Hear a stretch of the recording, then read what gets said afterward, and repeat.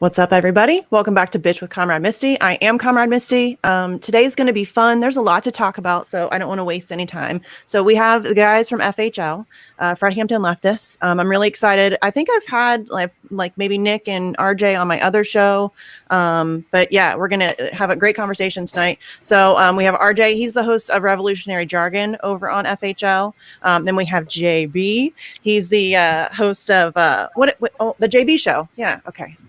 Jeez Louise. And then obviously we have Socialist MMA from Twitter, Nick, and all these guys are, going to have a lot to say this week because the news has been fucking crazy.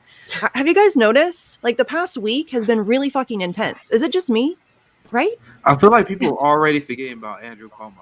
Like that's how crazy. Like that just broke, and now people are already starting to move on. That's how crazy this week has been. Yes. Yeah, it's crazy about Andrew Cuomo because now Andrew Cuomo is bringing up Biden's old shit too to say, see, it's not just me, it's Biden too. And I'm kind of living for that, honestly. I didn't see that. Honestly, you didn't see that? Today. I've been offline mostly today. Like, okay, so I'll see if I can find it. But Andrew Cuomo put out like a video of Joe Biden like being physically inappropriate with a variety of people, and he's like, oh, it's okay for Joe Biden to do it, and it's really gross, but it's also like totally necessary because they are both total creeps and they should both resign. Like, holy. Hold on, I'll see if I can find it. That's to be my live reaction to that. But it's always fun to pop the cognitive dissonance of like the liberals who are trying to virtue signal. Like, yeah, I've seen enough. Andrew Cuomo, I tried to support you for a long time, but you got to go. Then next tweet, Joe Biden. Like, what? Like, bro, are you either you believe women or you don't? Yeah. Well, I don't know. I don't think that's fair. Honestly, I'm going to push back on that because I'm not a believe all women person. And here's why, because I know that that is a very effective smear tactic that they use against political enemies. They did it to Julian Assange. That's a fair putback. Well, I mean, yeah. Like, obviously you got to use common sense, but there's no common sense in their decision, but that's fair. Yeah, but I mean, Joe Biden is such an obvious fucking case. It's on video, like not once, not twice, but like hundreds of times where he is physically inappropriate with not just women, children. You know what I'm saying? Like he's physically inappropriate with children, and he's president. And he's like saying that Andrew Cuomo should resign. No, you both should resign. It's really weird that you're in positions of power in the first place. Yeah, and also too, the New York State Assembly just said that a majority of them are asking Andrew Cuomo to resign, but no looks right now if they're actually going to go through with impeachment proceedings, which is kind of like something they said like literally 2 months ago, and they still aren't doing it now. So that's also a big question. And Andrew Cuomo kind of did this to himself. Like when the Democratic Party was on their knees begging him to jump in the race and be president, this would have all went away.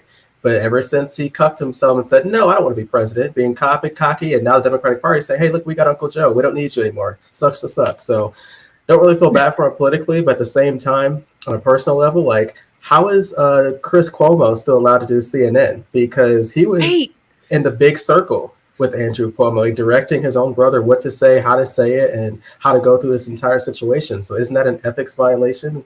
What's going to happen with Chris Cuomo? Right. He should resign. He should be fired. Give him the opportunity to resign. But Jesus Christ, you can't be like on CNN. And there was already the scandal where he was like helping his brother while you know what I mean? So it's already like they're interconnected. There's already this like level of like just inappropriate. It's full on corruption. It's just par for the course. Like that's like not even the like tip of the iceberg kind of stuff. But yeah, he should resign too. Honestly, if we're being real, in a perfect world, the entire news media would be wiped out and we would start over from scratch. Yeah, just completely start over from scratch. And it needs to not be corporate funded in any way, shape, or form. There needs to be like legitimate journalism. If we want to have, if like people talk about democracy all the time, if you actually free press or shut the fuck up. You know what I mean? You just can't have it. Yeah, it's kind of crazy because, you got Chris Cuomo talking about his brother's nose instead of his brother being handsy. It's just like, wait a minute. You might want to address that. If not, then don't interview your brother, because the thing is that you have to, by journalistic principles, you have to bring that stuff up, because even though he's your brother, you're supposed to hold their, their feet to the fire. So if you're not willing to do that, then step down. Don't do the interviews. But unfortunately, because he, has that access and he doesn't want to rock the boat, then he just allows his brother, to basically remain scot free as far as the mainstream media is concerned. And it shows that, Chris Cuomo has been compromised. I think you gotta be compromised to get that position. Yes. Well, I that's just true. wish I know what you're saying, JB, but I just wish people was consistent about this, especially the little authoritarians. The authoritarians that want to pull everyone Facebook page because they debunk you as talking point. No, I disagree with that. I think if you're a journalist, anyone that can share information, you should be able to get room to get things wrong. Like just because you got something wrong, don't mean you should lose all your platform. That's fucked up. but Yeah. but if you're gonna apply your standards, like CNN should have been lost their Facebook page. They should have been pulled from Twitter. They should have been have flags on every single tweet warning that this is disinformation. If we were being intellectually consistent, because Well, on my yeah. channel, that's all I asked for. But I here's the just thing, want though. to be Who consistent. gets to decide what's misinformation? Because that's the creepy question, because nobody should get to decide what is misinformation. Like, there is no, do you know what I'm saying? Everybody has their own truth, like their own perception, their own, and that doesn't mean that all ideas are equal, but that doesn't mean that anybody gets to have a say over what is right and what, like what's acceptable. Like, that's just always weirded me out. Nobody should get to have that kind of authority where an idea is like not something we can even discuss.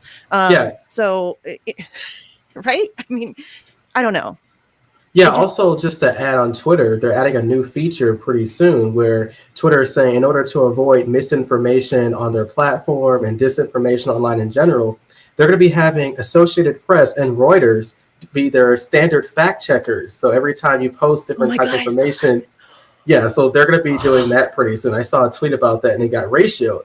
And how I know that is because Max Blumenthal, he's been on FHL, Nick's interviewed him plenty of times. He put out one of his articles that he done tons of research for, and Twitter flagged it saying that this information could have potentially been hacked.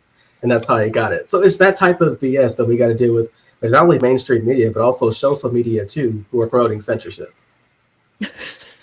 But these are the people who know what's right and good, RJ. Like they're our benevolent overlords, and we should just respect their authority and just do as we're told. It's fucking crazy that I don't know. This just really weirds me out that there's this level of censorship going on and that people are like actively cheering it on. Everybody is like people who proclaim to be left are cheering that shit on. It's unreal to me. I mean, I can't think of anything that's more self-sabotaging than what people are doing in terms of censorship right now. Yeah. When I was a little bit more optimistic about the future of this country, I remember one thing I thought. I was like, all right, we're definitely going to defeat the establishment because the internet is too powerful of a tool. And the internet has put us in a great position, and that's why we are at where we're at right now. But I think a lot of people underestimated how well actually the national security state and the liberal media establishment actually adjusted to the information age. So they were slow to respond at first, and that's how a lot of people got radicalized because obviously the internet hit the world and it was a big revolutionary thing. And trust me, they tried. They were looking at ways to stop this thing, but now I honestly think they got a pretty good grasp on it now. After years and years of trying to coordinate with big tech, now they're starting to lock things down. And it took a long time for them to manufacture consent for that. That's why it was so important for leftists to push back against Russiagate, because it's obvious where that was headed. But that was just one of the many psyops they did to get so many people to support, like you said, Misty, the censorship that is going on. And like the Biden administration straight up being open about it, like, hey, yo, we going after people who propose information that we don't find acceptable. And I've seen it not only on the government level, but I seen it on the cultural level, or like the liberal crowd, like always like to like.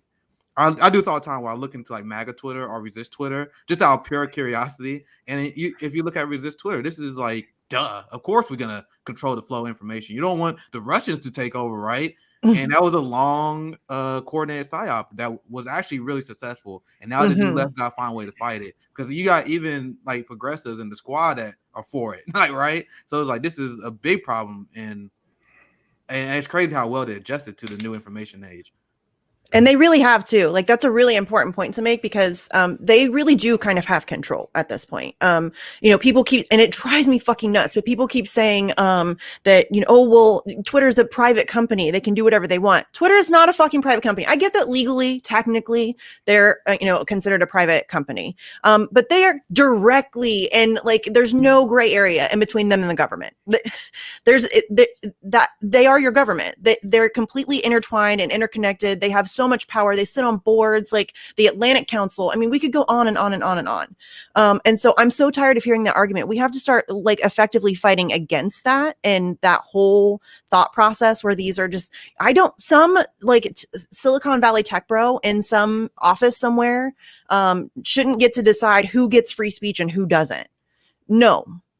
And all of these you see like joining with like routers and the AP, it's like what's misinformation? No, that's weird. I don't want some corporate overlord telling me, like, manufacturing my reality.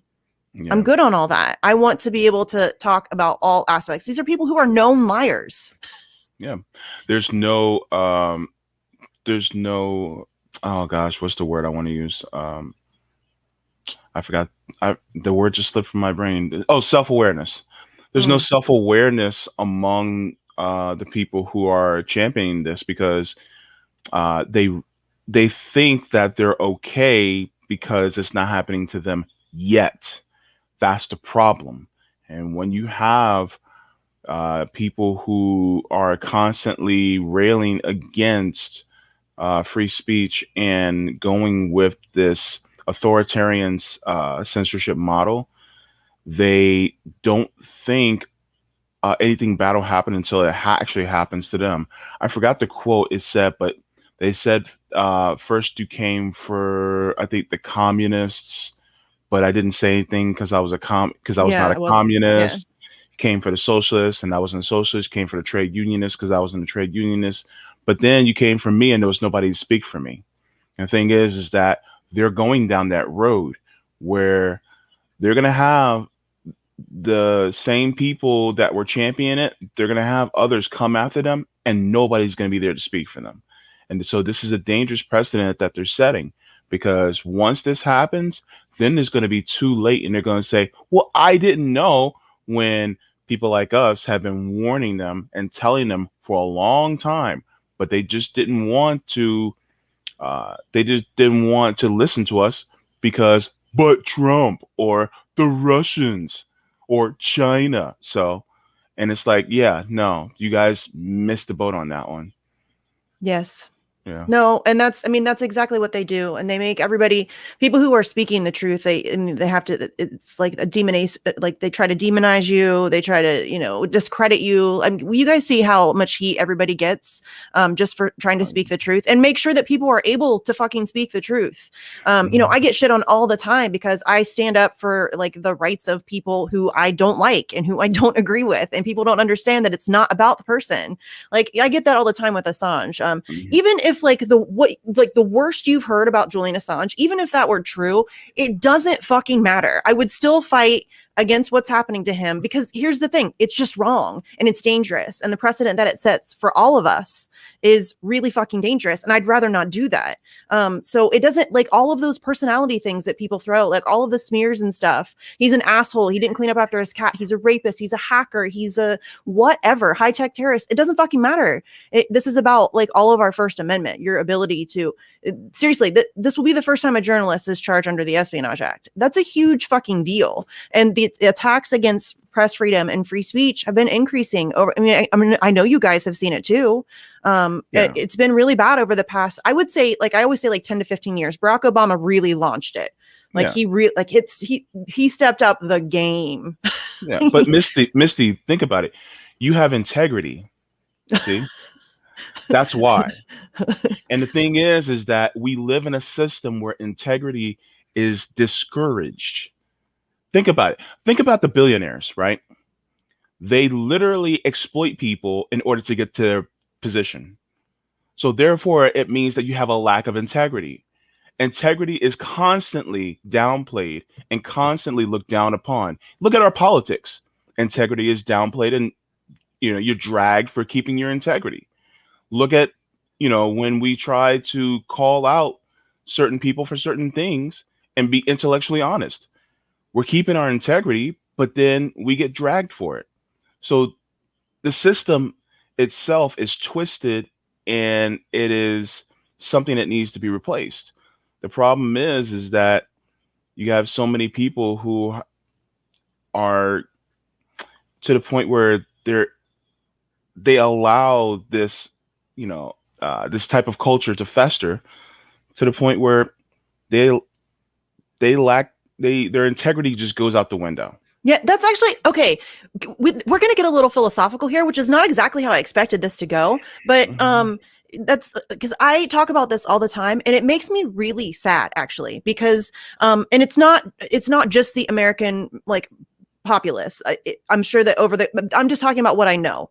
But the American people have beaten or allowed themselves to be beaten down to this level where they're willing to accept this bullshit, like the slumber party protest, that some bullshit limited moratorium eviction extension for 90 days or some what the fuck? That is like some crumbs of some crumbs being flicked at you.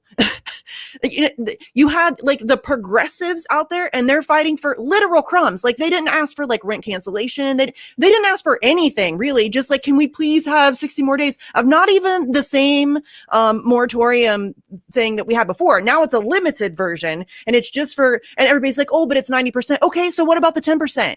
And how long is the 90% going to start whittling down because they are able to use loopholes in their vague language to skirt things around? And that's if it even goes into effect, because the courts already said that this was something that Joe Biden couldn't do, and they can very easily just strike him down and be like, sorry, dude, you don't get to do that. And then they can blame the courts, they can blame Republicans, and our hands are tied. So there's a possibility that some shit like that, they can do some shit like that. You can't trust these motherfuckers at all. But the American people just accept this shit. Oh, we just can't do better. This is just how things are. What the fuck is wrong with you? This is not how things have to be. Nobody in this country deserves to live under the bullshit. And then the people around the world don't deserve to live under our imperialist nonsense. You know what it's a problem. And our society is just built around normalizing that. It's not fucking normal. We're controlled by psychopaths who would rather blow shit up than try to live a decent life and just get along and be grown-ups. It's just fucking weird. What is that? Why do we do that? Yeah, so I talked on my show about really the art of aggression versus the art of suppression. Under Trump, regardless of what your political ideology was, you were aggressive, you were willing to fight, you're out to be out there. All the shit libs are saying, oh, I'm going to hit the streets because of Donald Trump or whatever. And now under Joe Biden, it's the art of suppression, where it's the era of over-rationalization, suppressing your energy, and really taking whatever you can get, regardless of how shitty it is. So when you get a person like Cori Bush, who even I said at the time, might as well just take your ass home because this doesn't mean shit. I said that for the record. And then she sits there. And by the way, this seems heavily coordinated, because not only does the establishment get a win saying, see, we, the Democrats, we are kind of for you, within the squad gets a win because they can say, see, look, we stood out here all night like we used to back in the good old days. And so that all the pro-burners can just tell us, see, you other lefties are full of shit and, you're not worth it. So it's really a win all around for them. And what you said, Misty, is right, specifically about this new moratorium. It's completely different from the old ones. The new one really is only affected 90% of the people, but it's also heavily targeted towards big cities and ones with high areas of COVID. So it's incredibly targeted in that direction. It doesn't really help people really overall. So and also too, the Supreme Court and the Congress and the White House have basically had a circle going, debating on who could move. Nancy Pelosi just says, hey, we can't do it. Joe, you do it. Joe's like, the Supreme Court, I can't do it. So literally for an entire couple of days, Joe Biden and Nancy Pelosi were telling each other, you do it. No, you do it. I can't do it. What you can't do it. CDC's got to do it. The parliamentarian, Hugo Chavez, you know what I mean? Yeah, and exactly. And by the way, the minimal pressure that Cori Bush put on them, it basically revealed they could have done this without even fucking trying. That's really what it sounds like. They're literally playing with this. This whole lie that it was, unconstitutional. Oh, Uncle Joe wearing aviator sunglasses just follows the rules and is a good politician. That's bullshit. He could have easily done it without all the spectacle. So it's really concerning now because now you see more of a populace of some baby leftists who are by age who are just now completely are going to fall right back in line with the progressives and not really challenge them. And so, sure, if you want to, and look, I do want to be fair. If you're one of those people that have families that have been affected and are actually going to get some relief and some early relief for these 60 to 90 days, that's great. That's great for you as well. But we're talking about continuation of protections. Like, we don't want to get to this point where every 60 days we have to constantly build up pressure to ensure that people are impacted and safe. We want to make sure we get these rent moratoriums so we can't come back to the same place over and over again begging them for crumbs, because they're just going to keep giving us crumbs. We want the entire pie.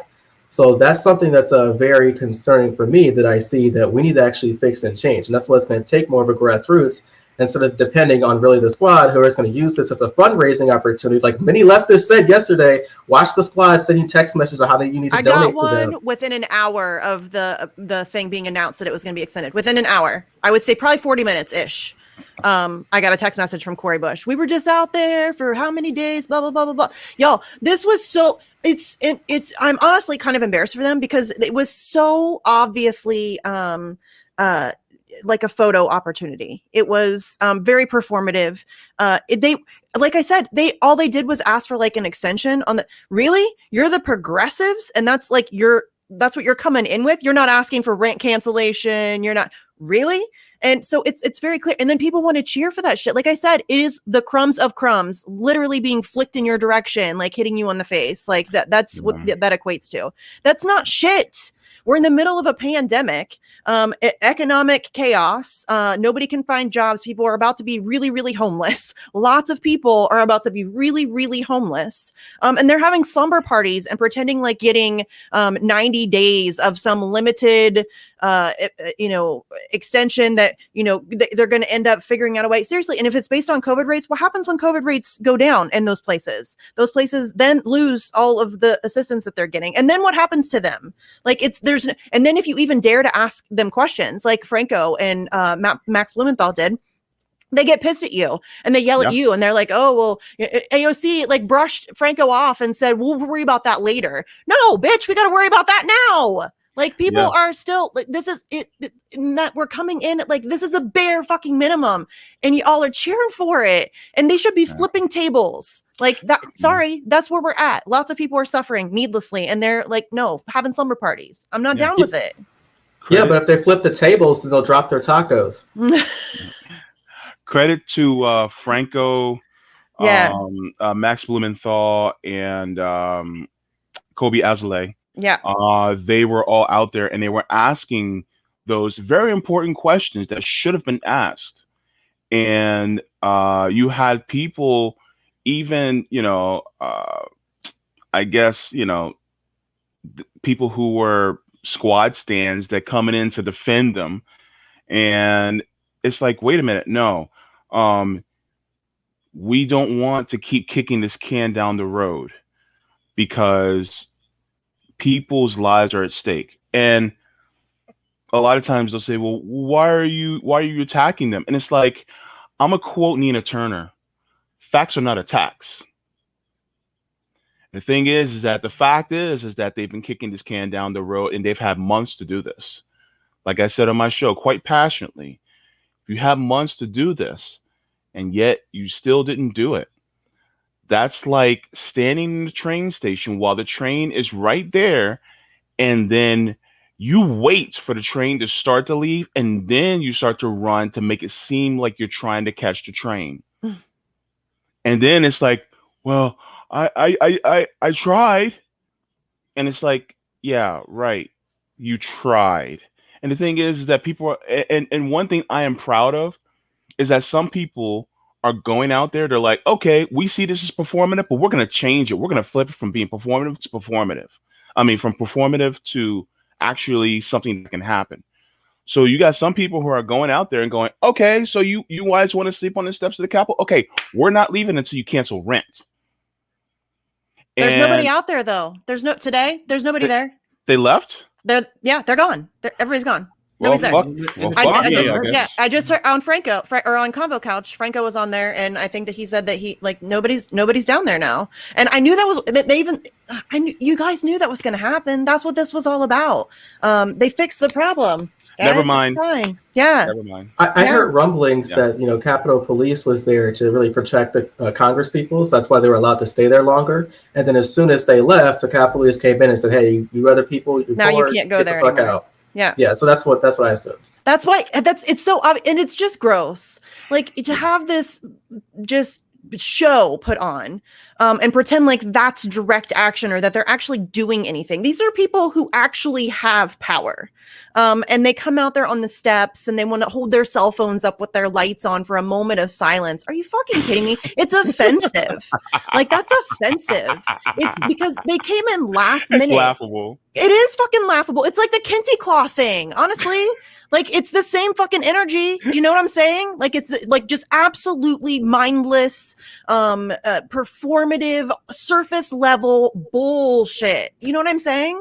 And they don't actually mean any of it. Like if this is like the thing that you're doing, and then somebody asks you, okay, so now what? Like what? Then you should be willing to answer that question. You shouldn't have to hide. You shouldn't have to have your staff come out to protect you from hard questions. You shouldn't have to like have Cori Bush run out with her little boom box to play music over somebody asking legitimate fucking questions about a crisis that the American people face right now. 11 million people. Like that's not a joke. Like that homelessness. It's obscene that that's even a thing in a civilized country in the year 2021. Get the fuck out of here. That's what we're willing to accept. Oh, it pisses me off, y'all. And that's why I get like the most fired up, because this to me makes mockery of that kind of stuff. So call me naive, but I still kind of want to see the project play out where we actually have a bona fide lefty in power, like lefty in Congress. Obviously, the plan to take over the Democratic Party and the Justice Democrats have been a failed strategy. But I had a conversation with Max Blumenthal, and we talked about this, where it's clear that when you look at the squad, when you look at Cori Bush, you look at AOC, these people are not left-wing, lefty intellectuals.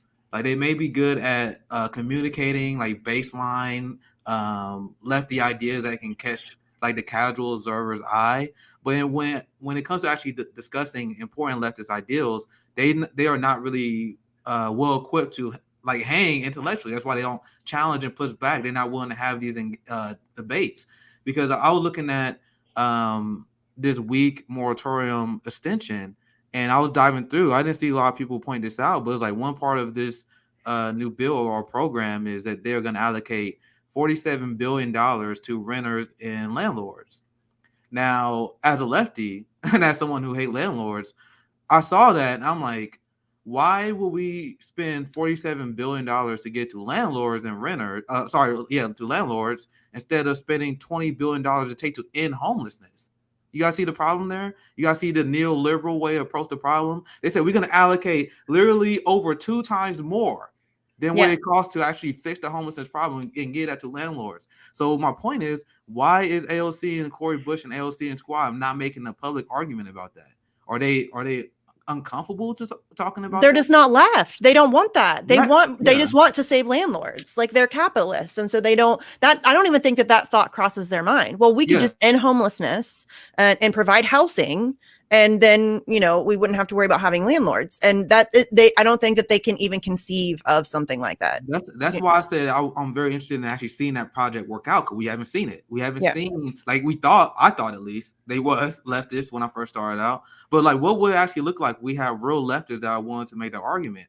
I remember when, just for another example, AOC, when she was talking about Cuba, was atrocious, and I reacted to that on my stream. I'm like, what the fuck is she like? This is not a hard issue to get wrong. Like she was saying like and repeating left ideas, but then she was like backing up neoliberal talking points. It's like, okay, this is not a hard issue for you to get wrong, and I see them do that all the time on issues when they talking about stuff. And like it was kind of controversial at the time, especially with liberals, and even some progressives disagree with me. But I remember when Marjorie Taylor Greene was calling out AOC and was like, let's have a climate debate. And I'm like, why the fuck not? And AOC was like legitimately ducking that down. And I seen people was like, oh, you can't fall for this debate me bro shit. I was like, this is not debate me bro shit. This is literally 2 members of Congress debating climate policy. You guys said we shouldn't do that? Why are you scared? Are you worried that Marjorie Taylor Greene is gonna get you? What?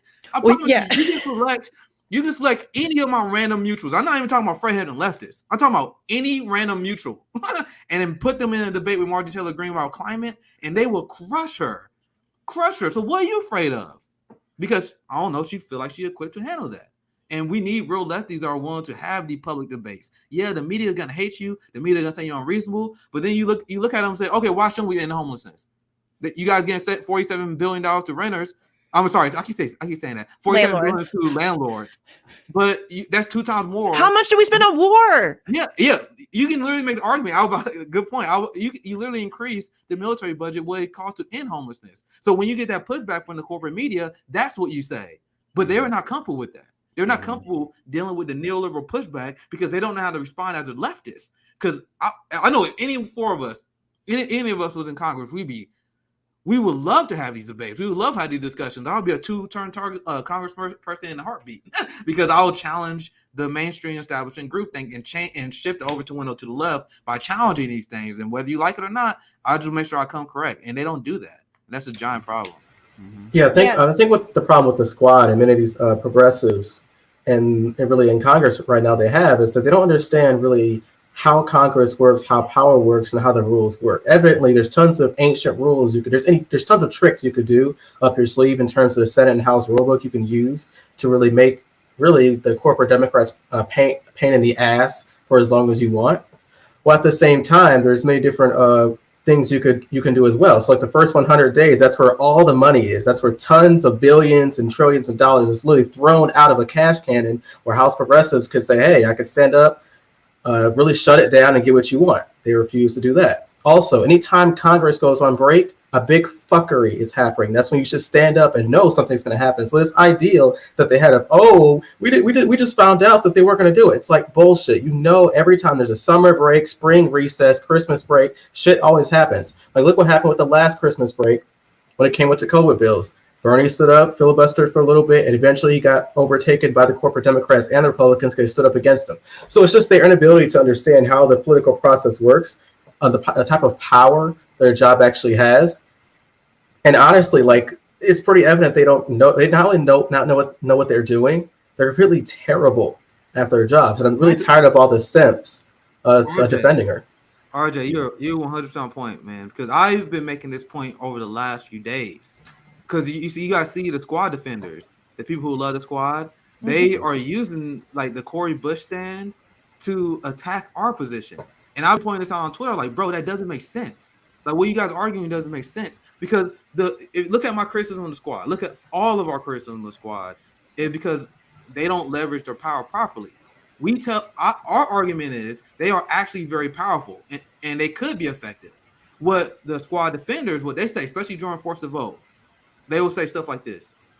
Oh, you guys got all these expectations. There's only 6 of them in Congress.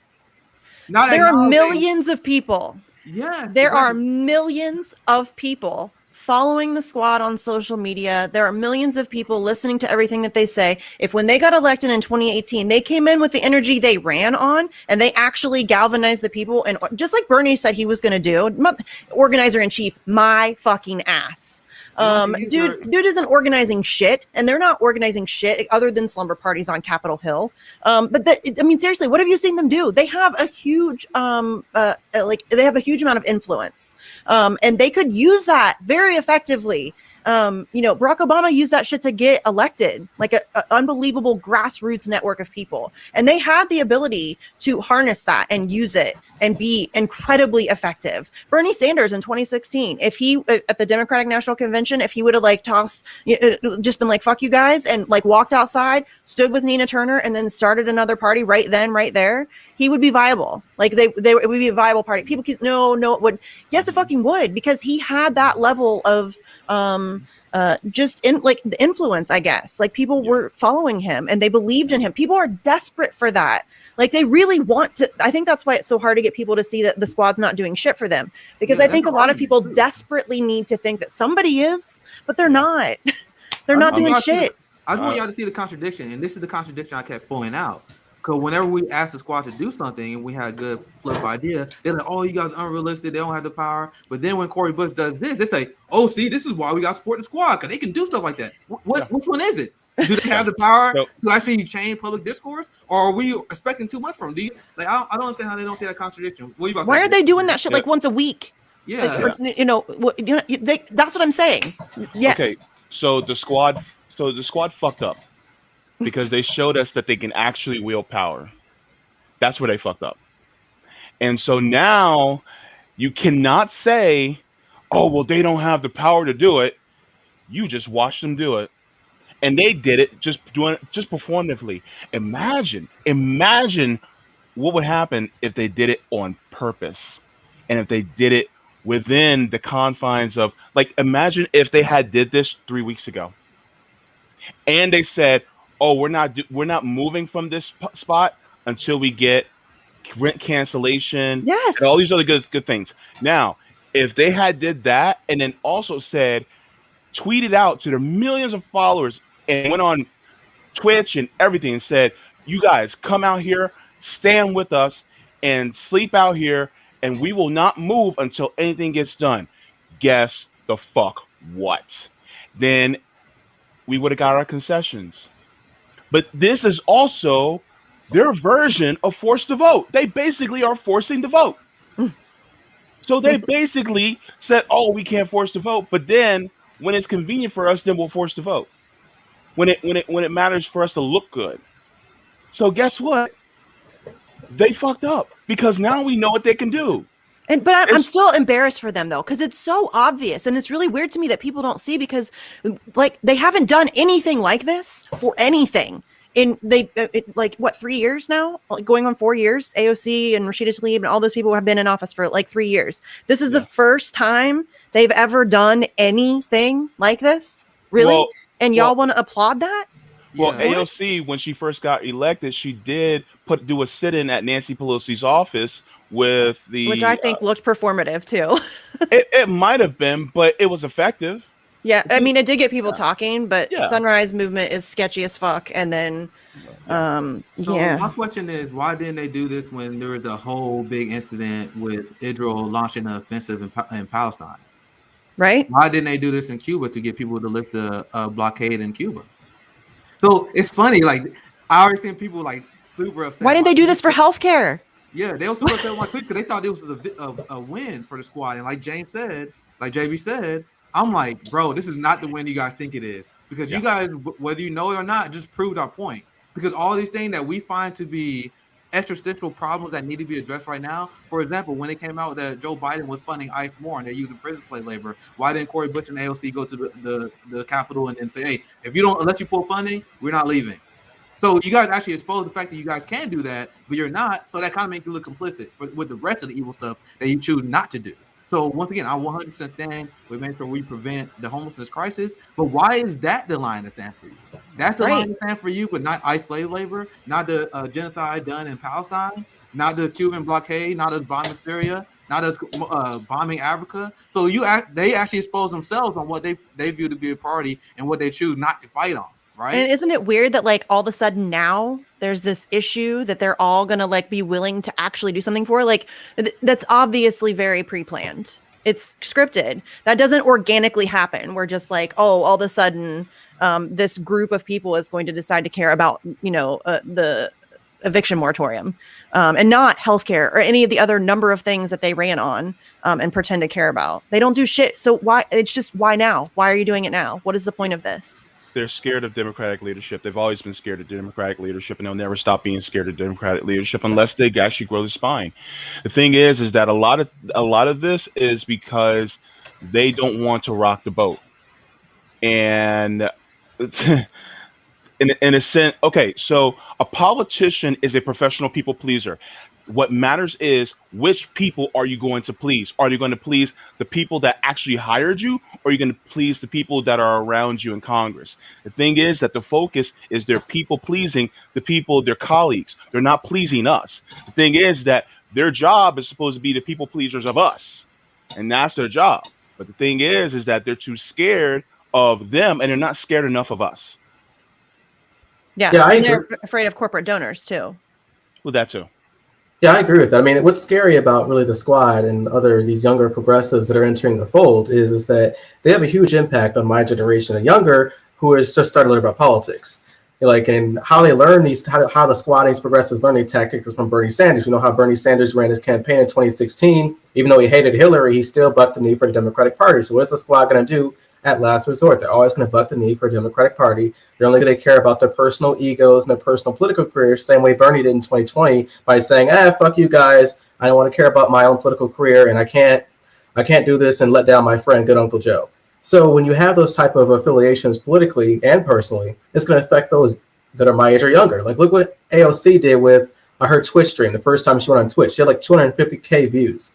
Easily. Whole lot of young people look up to AOC. But the problem is when AOC shows no backbone, doesn't buck the establishment at all, and basically over-rationalizes every issue. And it's not just her, it's many of the other progressives and squad members. The problem is AOC always tweets on Twitter and never shuts up. She gets herself in trouble. At least the other squad members are smart enough to keep their mouth shut like Rashida Tlaib. And so with that, for instance, you're going to cause some issues with yourself. So how I look at it is that it's going to make it difficult to actually go from shit lib to leftist, to make it harder. And that's kind of their job. That's literally the job of the squad, is say, okay, over-rationalize. And notice the difference.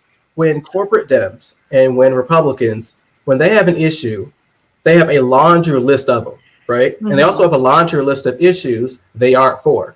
And if you want them to go along with one of your issues as the core antithesis to theirs, they want the entire book for that trade. The problem we see with the squad and many other progressives is that they don't even have a large list of issues. And if they did to have one to begin with, they over-rationalize themselves before they get to the table, right? And then when it's in their list of things they won't vote for is ridiculously small. And it gets neutralized by the establishment Dems. Like Pelosi, all she has to do is apparently talk to them and say, how's your family? And then they'll go along with anything they want. Yeah. So it's just really ridiculous. And a lot of this is fucking Bernie's fault. Like, really, fuck you, Bernie, for really doing this stupid shit. Like, you're cucking yourself every day. Like, I don't even recognize the man Bernie Sanders is. Like, that crystal ball interview that just happened. Oh, my God. Bernie, you are a fucking embarrassment. Like, we should have thrown you in the volcano years ago. But we had to stick with you because we were the only choice we had. The fact that dude was too afraid of Kyle Kalinske that he only wanted to talk to Crystal, dude, are you kidding? Like, listen, I get that, like, Kyle would call Bernie a cuck every once in a while and whatever, but he is like the most milquetoast kind of guy. He's not going to ask Bernie Sanders really tough questions. This is the guy who the first time he got to interview Bernie Sanders, he asked him LeBron or Jordan. And I'm like, really? You get 10 minutes with Bernie Sanders and that's what didn't ask about Assange, didn't ask about, you know what I'm saying? Like, come on, man.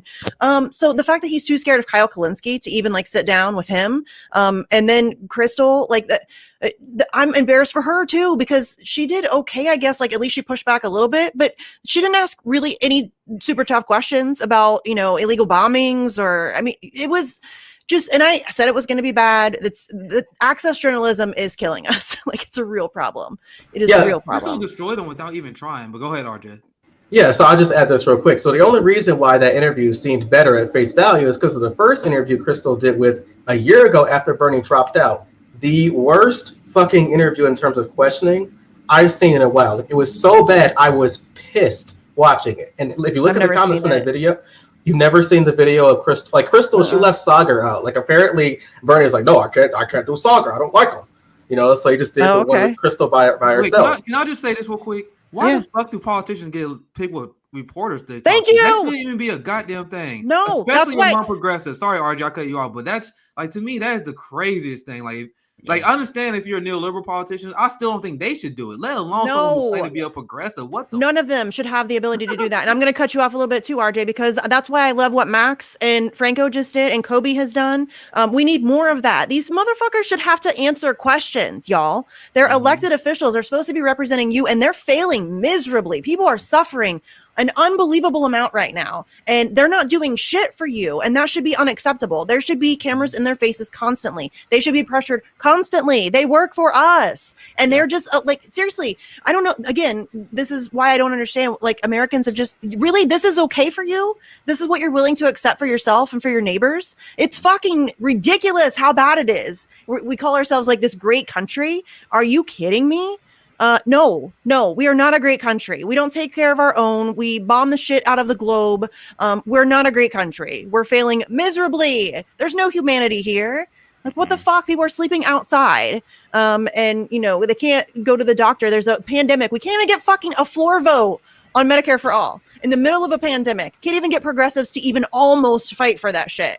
Like, there couldn't be a more like opportune time for that fight, and they bail. And that's what we accept. Fuck that shit, dude. I'm so angry about it because as much as I'm like a asshole, and people think I'm mean, and I am, and I get it, and it's fine. But like, I actually really love people, and I really get pissed off that so many people are suffering to such an extreme, while these progressive punks pretend like they're fighting for them, and lying to them, gaslighting them, and then fucking fundraising off of that shit, asking for money when people really, you're going to ask for money right now as you're failing your communities and as we don't have any COVID relief and people are losing their jobs, and seriously, and you're going to fundraise over that? No, like, I'm just so over it. It really pisses me off. It really pisses me off that this has become acceptable. I guess it's always been acceptable, but it just seems like it's really bad and really apparent right now amidst all the suffering. We're not a fucking great country. You see the people got mad at Max Blumenthal and Franco for even dare have the audacity of even asking questions. Ask a question. What kind of cult behavior is this? Right. Well, I think RJ about to say. I know I interrupted you earlier. Oh yeah, we both did. Sorry. Yeah, I was just gonna finish off saying that I wonder if you guys know who the first person was that gave the advice to squad members to tell progressives and leftists across the country that just sit back and wait. We have brilliant plans behind the scenes. You just don't know about it yet. Who said that? Oh, that was Bernie after he dropped out in that Crystal Ball interview back early in January. And what he said was, back then when Crystal asked him, what did Joe Biden promise you after you dropped out? What's your plan? What are you going to go through forward? He was mute, and he said, we have some stuff behind the scenes, and just got to stick tuned with that. And so now what does the squad do? They do the exact same thing. And we know Bernie never had a fucking plan. Like, the whole big plan that Bernie had after he dropped out was some fucking milquetoast, basically task force that was bullshit and had no transformative effect now. So that same tactic that Bernie did back then is what the squad is doing to us continually. So Bernie is the kingpin. We have to fucking Mack truck him on policy in order to change the squad, because he's the grandpa. He's the big shark. They all listen to him and follow his tactics. I think he's kind of irrelevant, honestly. Really interesting. I do, because I think he's tarnished himself so much, and it really is more about the squad at this point, because they have far more influence than he does. I think even younger kids are he's, I think he's becoming irrelevant. I think he's made himself irrelevant, really. But I just don't think he has the same influence as he used to. I think he's really damaged his reputation amongst leftists. Because for me in 2016, I was willing to play ball with Bernie. I knew who he was. I knew he wasn't going to be, somebody who was great. But I was willing to play ball because I felt like we could maybe shift it back in the other direction just enough so that we would avoid the cliff. But as soon as he it's kind of hard to ignore the past 5 years of the things that he's done. People they get mad at me because I say Bernie's not a nice guy. Oh, but Bernie's a nice guy. No, he's fucking not. You don't get to call yourself a nice guy and then gaslight for war criminals. Nice guys don't do that. Calling Joe Biden your good friend and lying to people and saying he's a decent man. No, that's not something that nice people do. Taking millions of dollars in donations and then walking off the field, not even putting an ounce of fight into it for the people who supported you. That's not a nice thing to do. And he did it twice and was cheated and didn't say a goddamn word about it. And that's this is the shit that people who are still hanging on to Bernie need to let it go, dude. It does not have your back. And that's exactly what the squad is doing too. I mean, it's the same playbook. Remember when he threw Zephyr Teach out under the bus? Mm-hmm. Remember when you had a wave of shit lives on Twitter going after Breonna Joy Gray, but Bernie didn't say anything. In fact, he threw her under the bus when he said, "Oh no, she don't represent us anymore. She doesn't work for us anymore." So I definitely see that point, and these are the kind of things that I started to notice, and that would drag me away from him. So I'm like, all right. So a lot of these things are inconsistent. He failed us as a movement because at the end of the day, my position. I've seen people ask me "Oh, what politicians do you like? Why the fuck do you think I should like politicians? Why? I don't like any. Answer is zero. Yeah. Why do you think in order to participate in the political discourse I need a politician in life?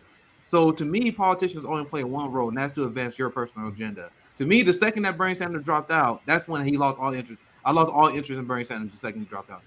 That was all right. You no longer have any like usefulness for me. And that's how I feel with the squad. I feel like that's how everyone should feel instead of feeling the need like, all right, if I don't, you got to support this politician. Like, no, that's not how it works.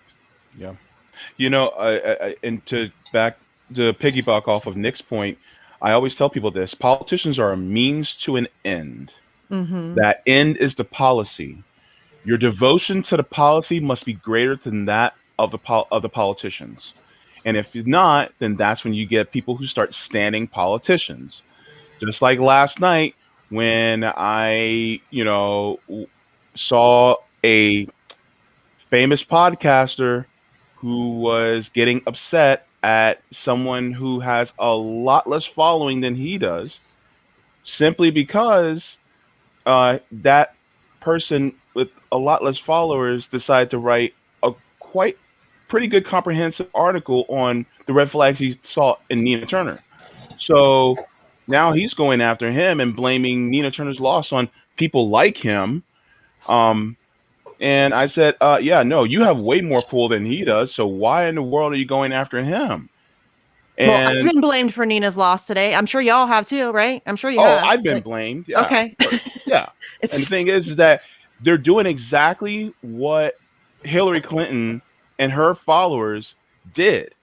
Hillary Clinton took no responsibility. I don't know about Nina will take responsibility. She probably will oh because yeah, no, she it's probably yeah. will. She probably will. She's better Publicly at least. I yeah, don't know. yeah, yeah, yeah. But the people who stand her are not thinking, oh well, this is what she could have done better. They're just placing all the blame on people on the left for actually holding their feet to the fire. And might I say this? You can't blame some people for calling them frauds or sellouts, things like that, because that's how they feel. Now, have I been saying that? No. But I have been saying that they definitely have been drifting away from the policies in which they promised that they would fight for. Just get that whole support thing out of your head. I call them Right? frauds. They're frauds. Okay. But and that's fair because that's your opinion. But the Yeah. thing is that are they actually fighting for it? And the thing is that if you're not willing to fight for it, then what good are you even being there if you're not going to fight for it? And that's my point. And so, a lot of people, they'll get mad at me and say, well, you need to support them. And it's like, well, no, because they need to meet us where we are, not the other way around. This is how it works. I hire you and you do the work that I tell you to do. That's not how it's supposed to be that way. Not oh, you get hired and then you tell us what to do, even though we're the boss. Like what? No Do, way. do you guys have any idea how intellectually unserious these people are? I Yeah. have just been laughing at them the last few days. Yeah. Like I have been laughing because JB, remember what I said on the Fred Hampton? I predicted this weeks Yeah, ago. I yeah, you told you did. guys if Nina Turner loses, it will be because of the squad. And I said Mm-hmm. that a lot of people agree, but also it was a giant meltdown. Mm-hmm. And then so this is the intellectual. That's a huge part of it. Yeah, this is the intellectual dishonesty of the squad defenders, where we ask these people to support us for the Medicare for our march. They say, "Oh, why would Nina Turner support you? You're not in her district. They don't owe you shit." Okay, so if you're based on your logic, they don't owe me shit, so I don't owe her shit, right? They're like, "Oh no, you're supposed to support our progressive." No, they don't support our Medicare for our march. So why would I support Nina in that race? If they don't support Force to Vote, why would I support her in that race? See, you didn't support Force to Vote. You didn't support the Medicare for All marches. So when they didn't do those things, they are representing you. Mm-hmm. So you are not making an argument on why I should support them. Now, this is where they tie themselves in knots. This is when they don't make any sense. They're like, well, how can you blame the squad? How can you blame them when there is a wave of dark money coming in, and then you have Republicans funding them? You have Israel funding her opponent. Are you new to politics? Is this your first day? Like, are you serious? Like, do you guys think that you're actually gonna have a progressive, especially a progressive as influential as Nina Turner running in a race without dark money? Like, Right. I was really laughing at people like, are you guys new? Like, we know this was gonna happen. You know Yeah. how you overcome that? How do we overcome giant money and intellectually dishonest election tactics? you have a wave of grassroots supporters, people who may travel from outside the state, like I did for Bernie, for example. You have a lot of people who are leftists who will phone bank and then debunk the lies. But the number one thing they ain't talking about the fact that she lost because the voter turnout was low. Why is voter turnout low? Because you don't got phone bankers. Because you don't got canvassers. Why don't you have phone bankers? Why don't you have canvassers? Because the squad disappointed the left base. You see how they're like, how are you gonna say that that's the reason why they lost? It's the money. Well, we could have overcame the money if you didn't piss off the base, right? Who's the most energized of like it's the people who are left, like the ones who are seriously engaged. Like if Nina Turner, and I don't do electoral politics, and that's another thing that we need to talk about too, because everybody bitches about Nina Turner losing. Well, if you're not fighting for election integrity, if you're still fucking with electoral politics and you're not fighting for election integrity, you're like, what are you doing? Because nobody fucking talks about that, and everybody now, thanks to Trump, if you even talk about election integrity or the possibility that our elections are completely ridiculous and always rigged, they'll call you a conspiracy theorist. Like it's something new. Main point. I remember people. I don't know. Maybe I'm misreading, but I remember a lot of people didn't trust the elections. But then Trump came, and now all of a sudden there's like this fierce loyalty. But sorry, Mister, go ahead. But I remember like even when I wasn't even that far left, I used to think like, yo, our elections are shady as hell. Maybe it's just me and my circle, but I feel like they've always been the thought process. Like, yo, there's definitely something shady going on in the elections. We may not have proof, but I don't trust any of these motherfuckers to hold elections. It went from that. Now people like the idea of that is crazy to people. But sorry, go ahead, Christy. Sorry. I honestly don't know where I was going with that. I was ranting about one thing and got distracted with another rant. You talking about electoral politics and the fact that people not even talking about election. Yeah, like it's really. I mean, like, are you really gonna pretend like our elections consistently rank dead last amongst Western democracies for election integrity? But you're gonna talk to me about we just need to vote for more progressives? Fuck off! Your system's broken. It's not working. You can't vote your way out of this. And people get really mad at me for saying this out loud. Like I saw somebody blame Jimmy Dore because they said not to donate to Nina Turner. You should stop fucking donating to all politicians. Period. That system is broken. You need to like go into mutual aid. Do like we have to like hunker down and take care of ourselves because nobody from the government is coming to save you. They're not even trying. They're not even like pretending to put in some effort to like actually try to help you out. Like electoral politics is completely broken. And I know a lot of people running for office and they get real big mad when I say this, but that's not where we're going to get change. It's going to come from the fucking streets. It's going to have to come from the people. And which is really frustrating because we can't even get people to like be willing to have conversations. So yeah, I agree with you 100%. Like I'm proud to say today, the most money I've spent on a politician is $8. That was on Bernie.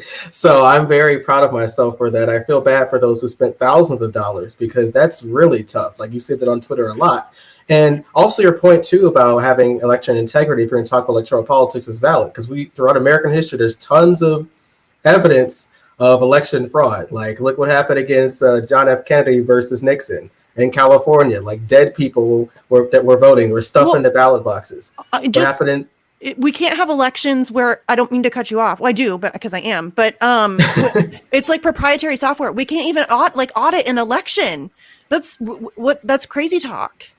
Yeah, go ahead. Sorry. Yeah, it is 100%. Like I've been saying, there's tons of evidence of this. Like Kennedy versus Nixon in 1960, there was huge election fraud. Only reason why Nixon didn't say anything is because he knew, okay, it'll be my next time around pretty soon. Look what happened with Lyndon Johnson back in the 1950s when he was running for Senate.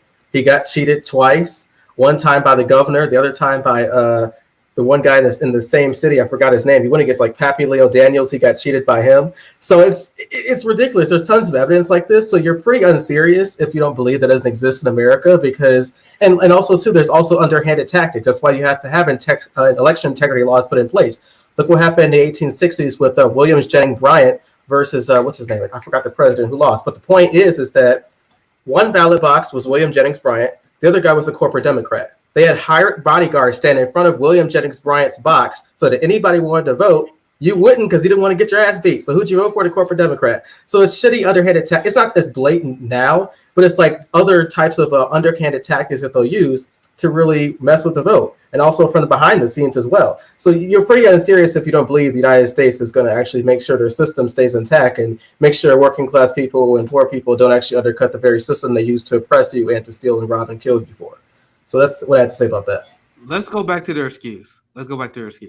oh my God, Neil Turner lost because all the dark money came in.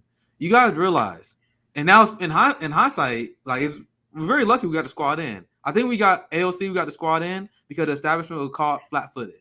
They were caught off guard. Maybe a lot of them really believed. Like this is the argument that neoliberals use. They say you can't run on progressive ideas, or you will guarantee to lose. Maybe at some level they legitimately believe that, and that's how we got the 6 squad members we in now. But once this is what I was saying earlier, and there's no reflection being done because Neil Turner lost because they're arrogant and they got to protect their job interests, so they can't admit that it's the actual people in their campaign, the politicians that are at fault. They got to blame everyone else. But you guys are running shitty campaigns. Like you running the campaigns like it's 2016. Meanwhile, the establishment been adjusted. You guys realize what happened to Neil Turner? The same exact thing that happened to Bernie Sanders Super Tuesday, right? A ton of dark money come in, spend ads against you. You had the establishment centrist coalesce around each other, and then they endorse their opponent. They literally ran the same playbook 2 times in a row. And you guys fell for it, and they don't want to take responsibility for that. They run in trash campaigns. That's why I don't. Like, yeah, you can say that the big money is the reason, but that's not the excuse because we all knew that was going to happen. So when you guys run again, when you have another influential person run, you guys realize they're going to do it again. They're going to do that again. They're going to spend a lot of dark money to beat whoever the influential progressive you're running. You're going to have the centrist establishment coalescing around each other because they realize how to beat us electorally. If it ain't broken, don't fix it. Yeah, you guys not even fixing that. You guys still had, oh, well, we lost right now, but in 15, 20 years when the boomers die out, yeah, we're going to take over this party. Yeah. Oh, my God. It's going to be too late. It'll be too late for climate change. Do the math, 68,000 lives per year lost because of healthcare. Now multiply that by 20. That's how many people you guys are willing to sacrifice to get your plan accomplished. And then even once we do get the progressives, like assuming your plan works in 15, 20 years, then we got to wait to the bill pass, go to the negotiations, and then we got to wait to actually implement it. Who knows how long the implementation date will be. So according to your guys' plan, it will take about 25, 30 years to get Medicare for all. Once again, AOC fucking said that out loud. Yeah, they did. She was like, I would hope when my kid in 30 years would be able to have healthcare. Are you fucking kidding me? What? And then people just like brush that off like that didn't even just happen. She just said 30 years. Did you hear that? Did you guys hear that? What the 30 fuck? 30 years times 68,000. And that's and understand that would be underestimating the number. That's how many lives you guys are willing to sacrifice simply because you don't want to lead the Democratic Party. And they think we're ridiculous. How does that make sense? Yeah, I can tell you about Pop-Off. I can tell JB about Pop-Off. Yeah. This shit pisses me off. No, yeah. You know, you look at what has happened in Nina Turner's campaign. It's like people are saying, you know, the whole dark money is like, are you guys going to fall for that again? This happened before, and yet you guys are complaining about it. What about just running a better campaign and running further to the left? Wouldn't that be a little bit better? What about actually calling out different people in the Democratic Party by name? And what about being willing to be hated in order to accomplish your goals? Because I mean, you're going there you're supposed to be going there now for, you know, career opportunity. You're supposed to be going there to actually get things done. So who cares if you make a bunch of enemies in there as long as you get your goals accomplished? Now, people will say, well, you need to build coalitions. You can build coalitions by actually having the people behind you, because if the people are behind you, then guess what? Then other people in Washington are going to be scared shitless because they're not going to want to cross you. And that's how it's supposed to work. But the thing is that people want to play nice. Trust the plan. And guess what? We have been trusting the plan for the last 50 motherfucking years. And guess what? Nothing has changed. No, it's gotten worse. Things are worse. So it's worse. So we're going to have to go into a new direction. We're going into a new direction, and we're going to do something a little bit different. And I know people don't like that. I know people are resistant to change. But guess what? It's what's going to have to happen. Because you know what? I am sick and tired of being sick and tired. I don't know everybody else is too. So guess what? We're not going to do this shit anymore. And you know, you got some people who still want to think, oh, we can work within the Democratic Party, and it's like, how does that work out for you?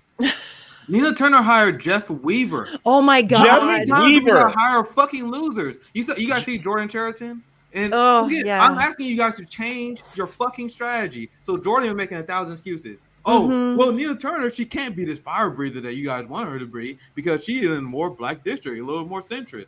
So you gotta actually appease those people more often. How did that work for you? Jordan thinks we should be didn't nice to work? politicians. He got mad at me the other day. Like, it had nothing to do with him whatsoever, but he decided to jump in the thread and then lecture us about, well, lecture me specifically, I think, but then anybody else who doesn't give a fuck about the fifis of politicians. Like, I don't give a shit. He commented on my tweet on his live stream yesterday, my Nina Turner tweet that went viral when I said it was the squad fault he lost, and he got mad because I said that. And I'm like, bro, you literally didn't dispute my argument. Like, No, he was like, well, you can't blame the squad because actually no one in the district actually cares about the squad. Like, bro, that's not my argument. My argument was that the squad literally killed the enthusiasm of the volunteers that would have got people to turn out to vote. It had nothing to do with the actually people in the district. The turnout is low because I canvassed a lot. Literally, the first person who show up at a house, that's how you usually will get their vote. That's usually how canvassing works. So the reason why the voter turnout was low, the reason why people didn't come out for Nina Turner, because she didn't have the activists because the squad disappointed her. And no excitement. Sorry, but that was Jordan. Why would you Jordan, be excited? Why would you be excited? We've We've seen the squad. We've seen the squad. They're not doing shit. So why would we be excited to add somebody else to that mix? I don't get, like, that's not going to help me. Yeah, But I don't care about the feelings of politicians. I don't care. Like, it's just really weird. Like, Jordan's like, oh, we need to be, if you're mean, then why would they do anything that you want? Being nice is really not helping. It's not, what does that accomplish? I'm not going to coddle politicians. These are people who sought an elected office, got elected, and now work for the public. That's the way it's supposed to work. And so if you take on that position, you should be willing to answer questions. You should be willing to get shaded. If you're sorry, again, I really love people and I'm really sick of seeing people suffer. And so if you're failing at your job, if you're not doing the things that you said that you would do, and like, that's all we're asking for. It's not like I'm asking for like a unicorn. I'm asking you to do the fucking thing that you said you would do.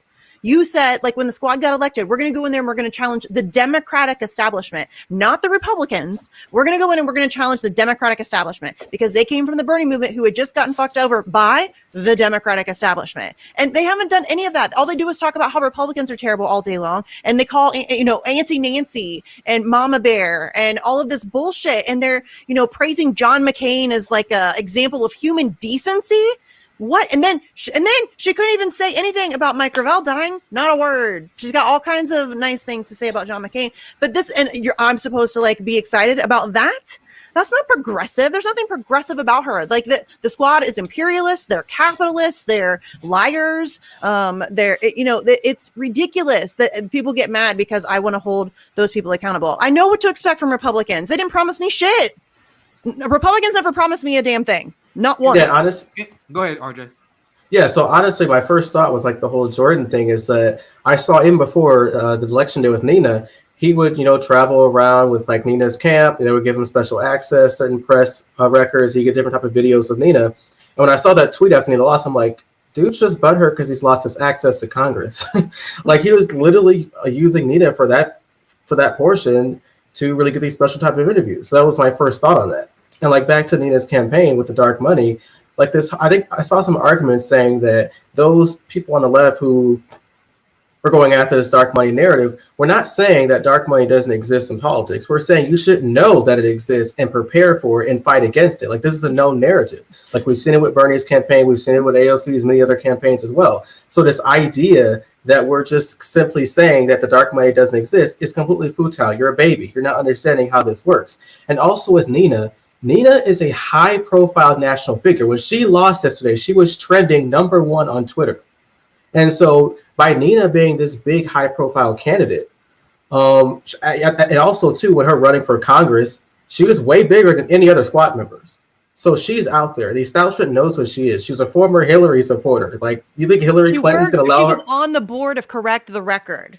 Like, that's who, she's establishment. Yeah, exactly. And also this notion, and also too, you have to know that they use the same dirty tricks. You're not a Democrat, you're crazy, you're too left, all these type of narratives that they throw at you, the same ones they throw at every squad member. So you're saying you can't defend that? And it's ridiculous. Like they do this all the time. They say, oh, you probably didn't vote for Joe Biden. oh, it's just all these different type of narratives that you all know and see. It's just they're too busy coddling the squad and their feelings and actually telling them these dirty tricks that they're doing behind the scenes. Like they did all this shit to Bernie. The only reason why they didn't use the Russia narrative at the last second is because they saw the poll numbers were close enough. So that's why they funnel all this dark money. Like your chat is blowing up saying that APAC and many other dark money industries have been flooding Chantal Brown's campaign because she can do this. And she's running in a district full of black boomers who are probably liberal, a little bit more conservative in the area. So you have to work harder to get your message out. Like it's easier for a shit lib like Chantel Brown to come up with like a very thin list of what she's going to do, and they're going to bite. So you have to actually be up there fighting and have a more stronger and compelling argument. It just drives me crazy how these people that's my main argument, that they are just ineffective and they are losers. Like I'm blown away because I actually I think it was RJ, but I was actually very surprised when Nina lost. I wasn't covering this race because I wasn't interested at all. But I actually thought Nina had this in the bag. I mean, I saw a poll. I'm like 2 hours from there, and I can tell you that it's liberal. Like it's not. Yeah, I understand that. Yeah, I understand that. But I actually thought that Nina was gonna win. I'll call off guard. But now people are mad at me for just doing basic analysis of the race. So Jordan Cheriton, his point was in defending Nina Turner was, she has to win over the moderate liberal vote. This is the same strategy that Bernie tried and lost.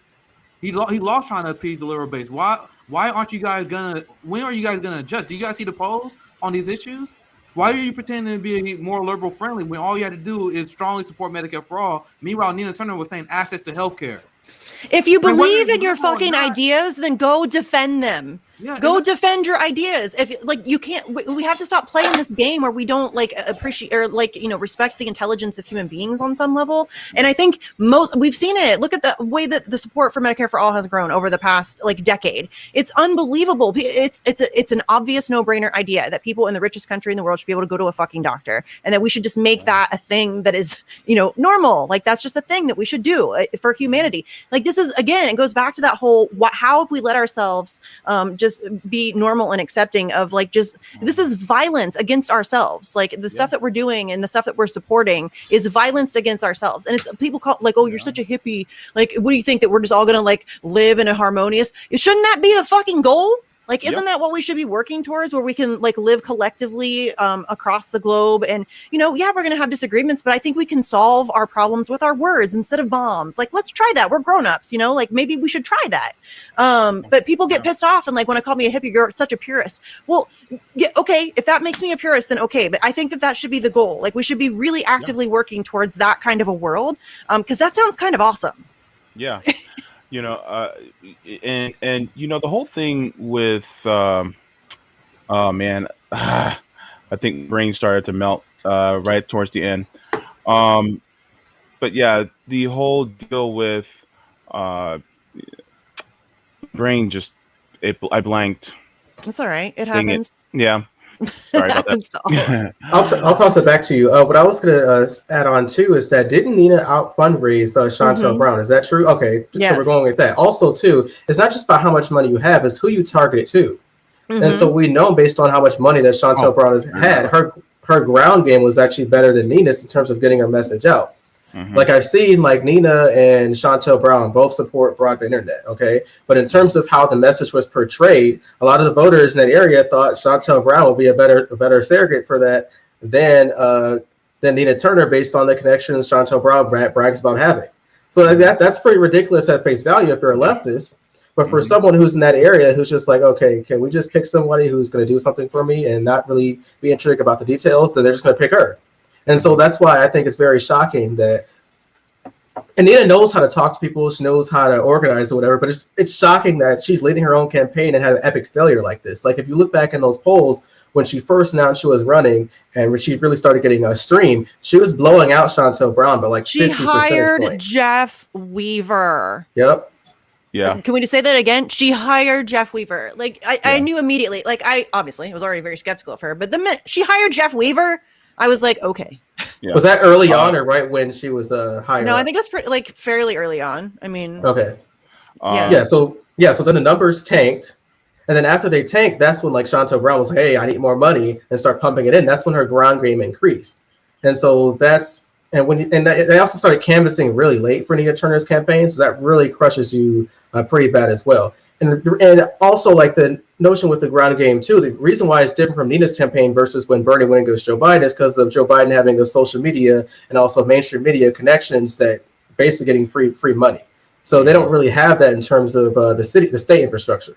And what's funny to me is that how Nina got all these campaign endorsements from basically the state legislatures, from these big higher name up newspapers, and she's still lost. Like, what's funny is we as leftists, we criticize establishment Democrats from getting endorsements from these high profile people, and then we do the same thing and we lose. Like, why are we following that same tactic, knowing it doesn't work, but then try to do it on a state level? And people down there are like, we don't give a fuck about who endorses who.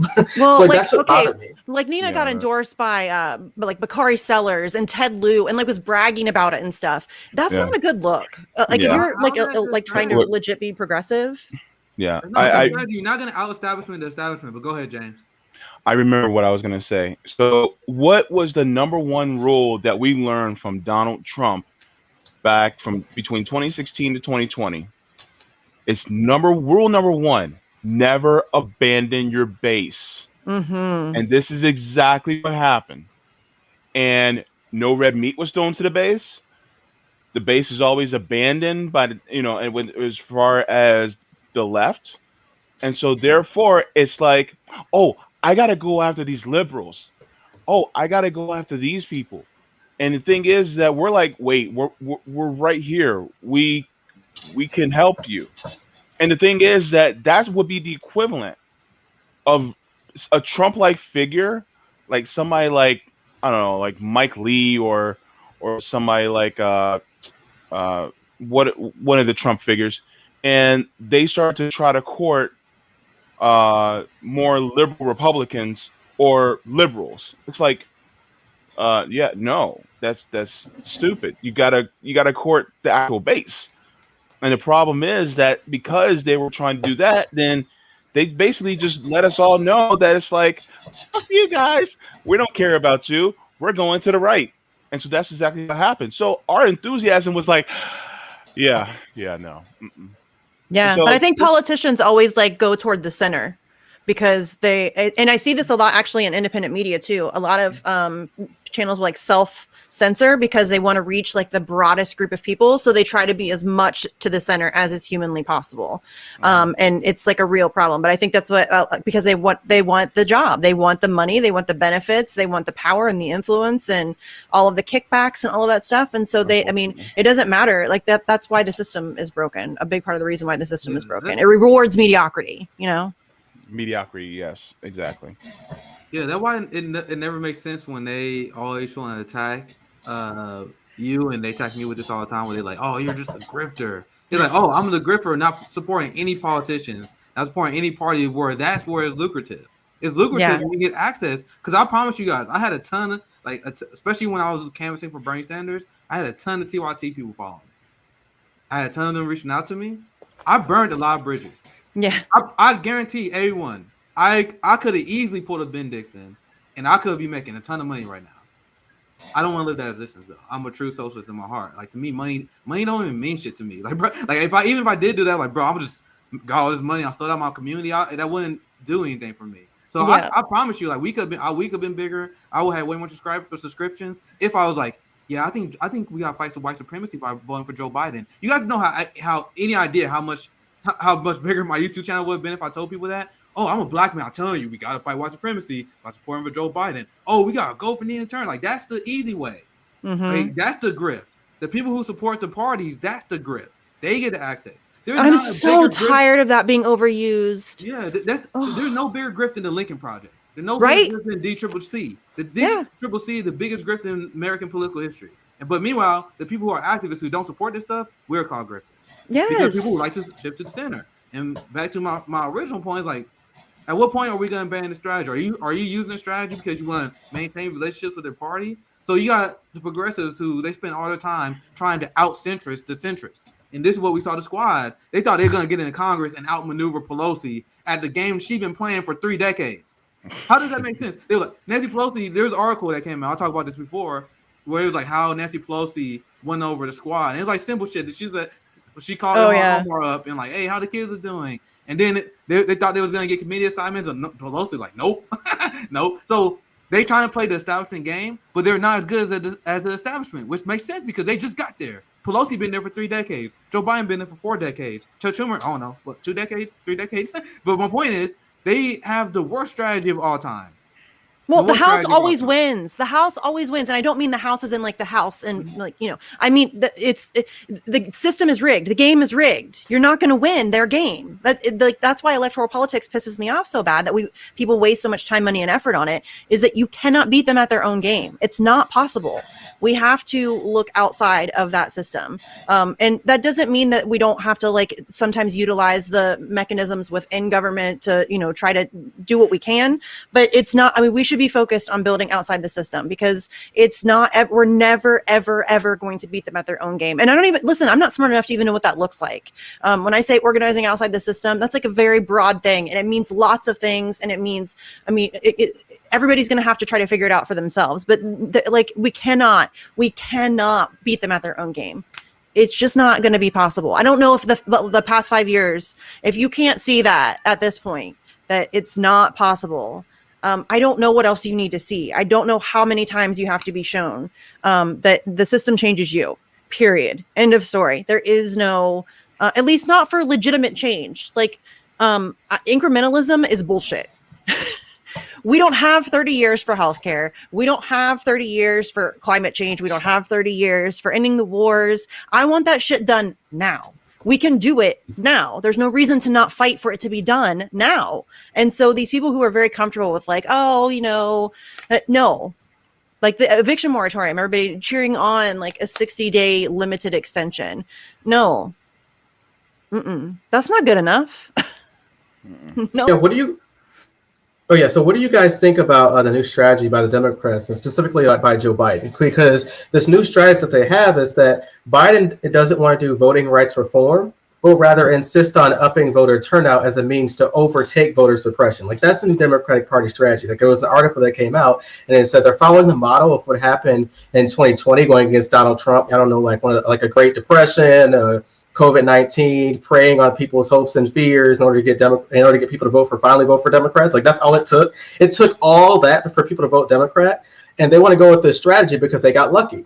And so they feel that, well, it's so hard because the Republicans and we can't pass voting rights reform, so we're just going to rely on high voter turnout.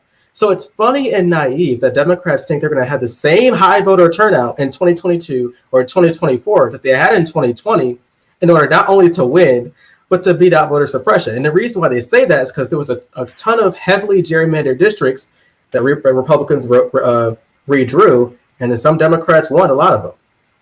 So they feel this strategy is what's going to be successful in the future. I really would love your input on this, because I covered this exact same story on my show a couple weeks ago, and it just fucking blew my mind. Go ahead, Nick. You want to start off? I could rant about this for a little bit, but somebody else go ahead. I'll pass to JB. Okay. So, I don't trust the Democratic Party as far as I can throw them, because they pretty much do the voter suppression themselves. So for them to talk about, we're trying to combat voter suppression is really rich.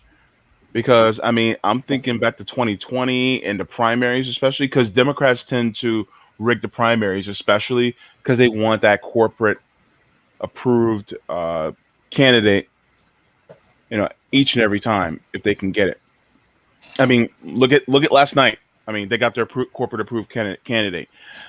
If the Democratic Party really was the party about principles, they would have just let Nina Turner take the seat. They probably would just let her run with it. But the establishment was like, no, we can't have her. And she was kind of the bare minimum for us as the left. And the mere fact that they were like, we can't let her succeed, then that means that any inkling, any little itty bitty thing that's even remotely left, it freaks them out.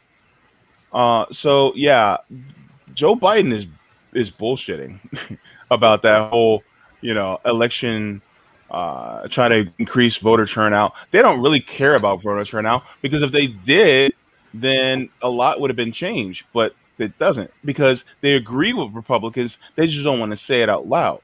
And Republicans typically do better with lower voter turnout. So for them, it's a great fundraising opportunity because then if Republicans win, they can just the big bad Republicans give us more money. So it's like I it drives me crazy that people who call themselves on the left progressives fall for a Democratic Party kayfabe, and that's the whole theme of my show is breaking the political kayfabe, like the fake narrative that they put out there.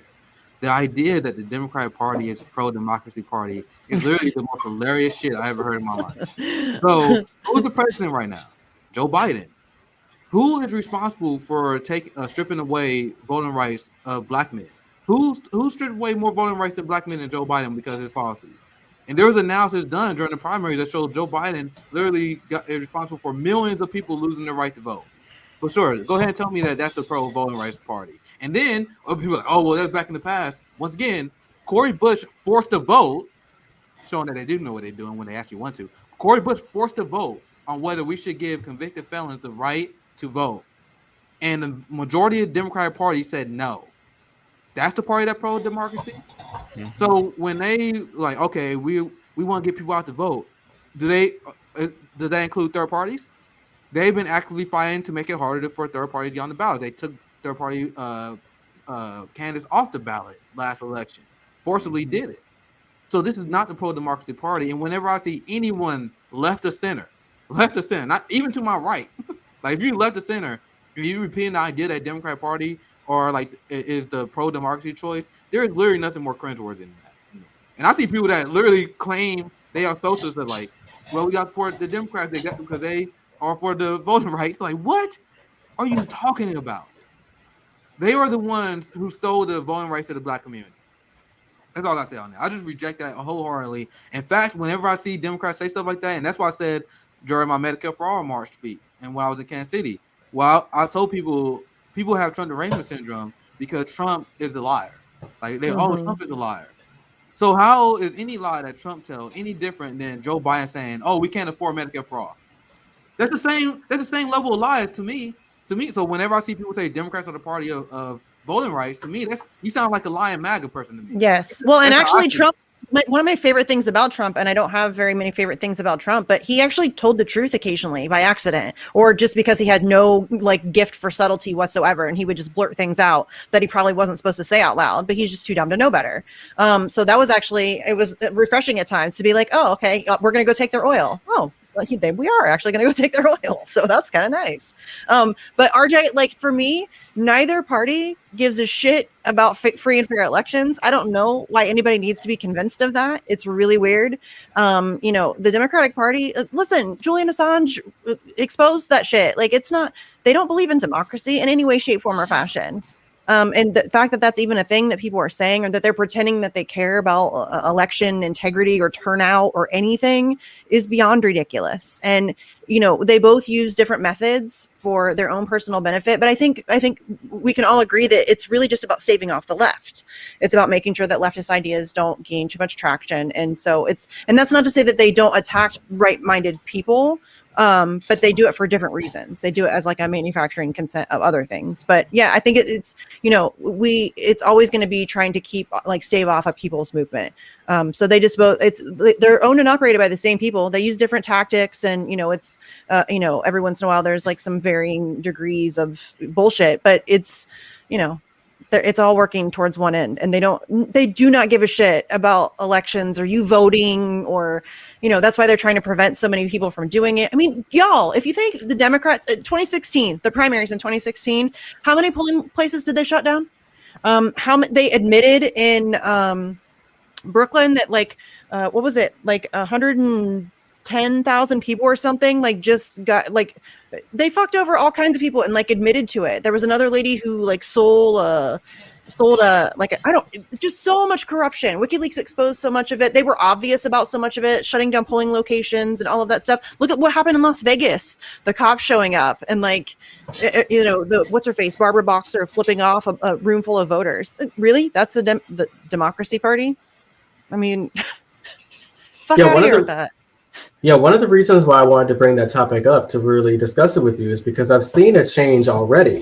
That the notion the Democrats have that, you know, well, it's easier because we don't have the numbers in Congress over to pass voting rights reform, and maybe based on the voter turnout in 2020, that'll continue for us, and we can just outbeat the Republicans by increasing voter turnout.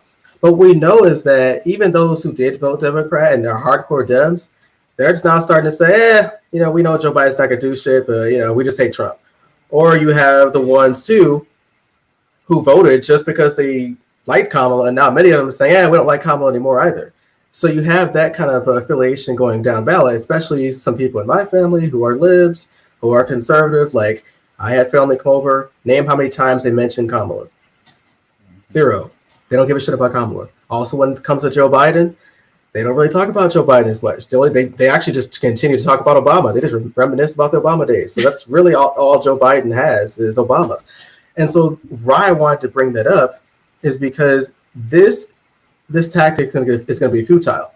And that's also connected to why they want to shut down Nina, because the Democrats know that if they're gonna lose, they want to drag us to lose with us too. Like, they don't want us to continue to win while they lose. Like, we've seen that in 2020. The Blue Dogs got Mack trucked. A whole lot of progressives ended up winning. They were pissed about that. They start using all these different talking points, and they know the type of power that will come if they aren't steadfast to fight against it. That's why they're working so hard to really crush Nina Turner. And so, to me, I don't believe this voter turnout is going to be high at all. It's going to be the lowest we've ever seen, because they've completely missed the ball, which we've all expected they would do, and they're continuing to bullshit you. Like, one of the things, you know, you said, Misty, earlier about why some of the good things that Donald Trump says is that he tells the truth occasionally.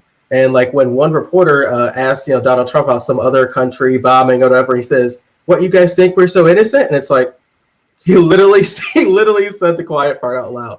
So that's just all I wanted to add. Yeah, I loved it when he did that. Honestly, I mean, he's such a douche canoe. Like, he's gross. He's gross. But, you know, every once in a while, he would just blurt out the fucking truth. And it was like, you know, I'm somebody who I like brutal honesty. I know that's not for everybody, but I much prefer brutal honesty. And this dude, I mean, not all the time, but just every once in a while, he would smack you in the face with something that was just brutal truth.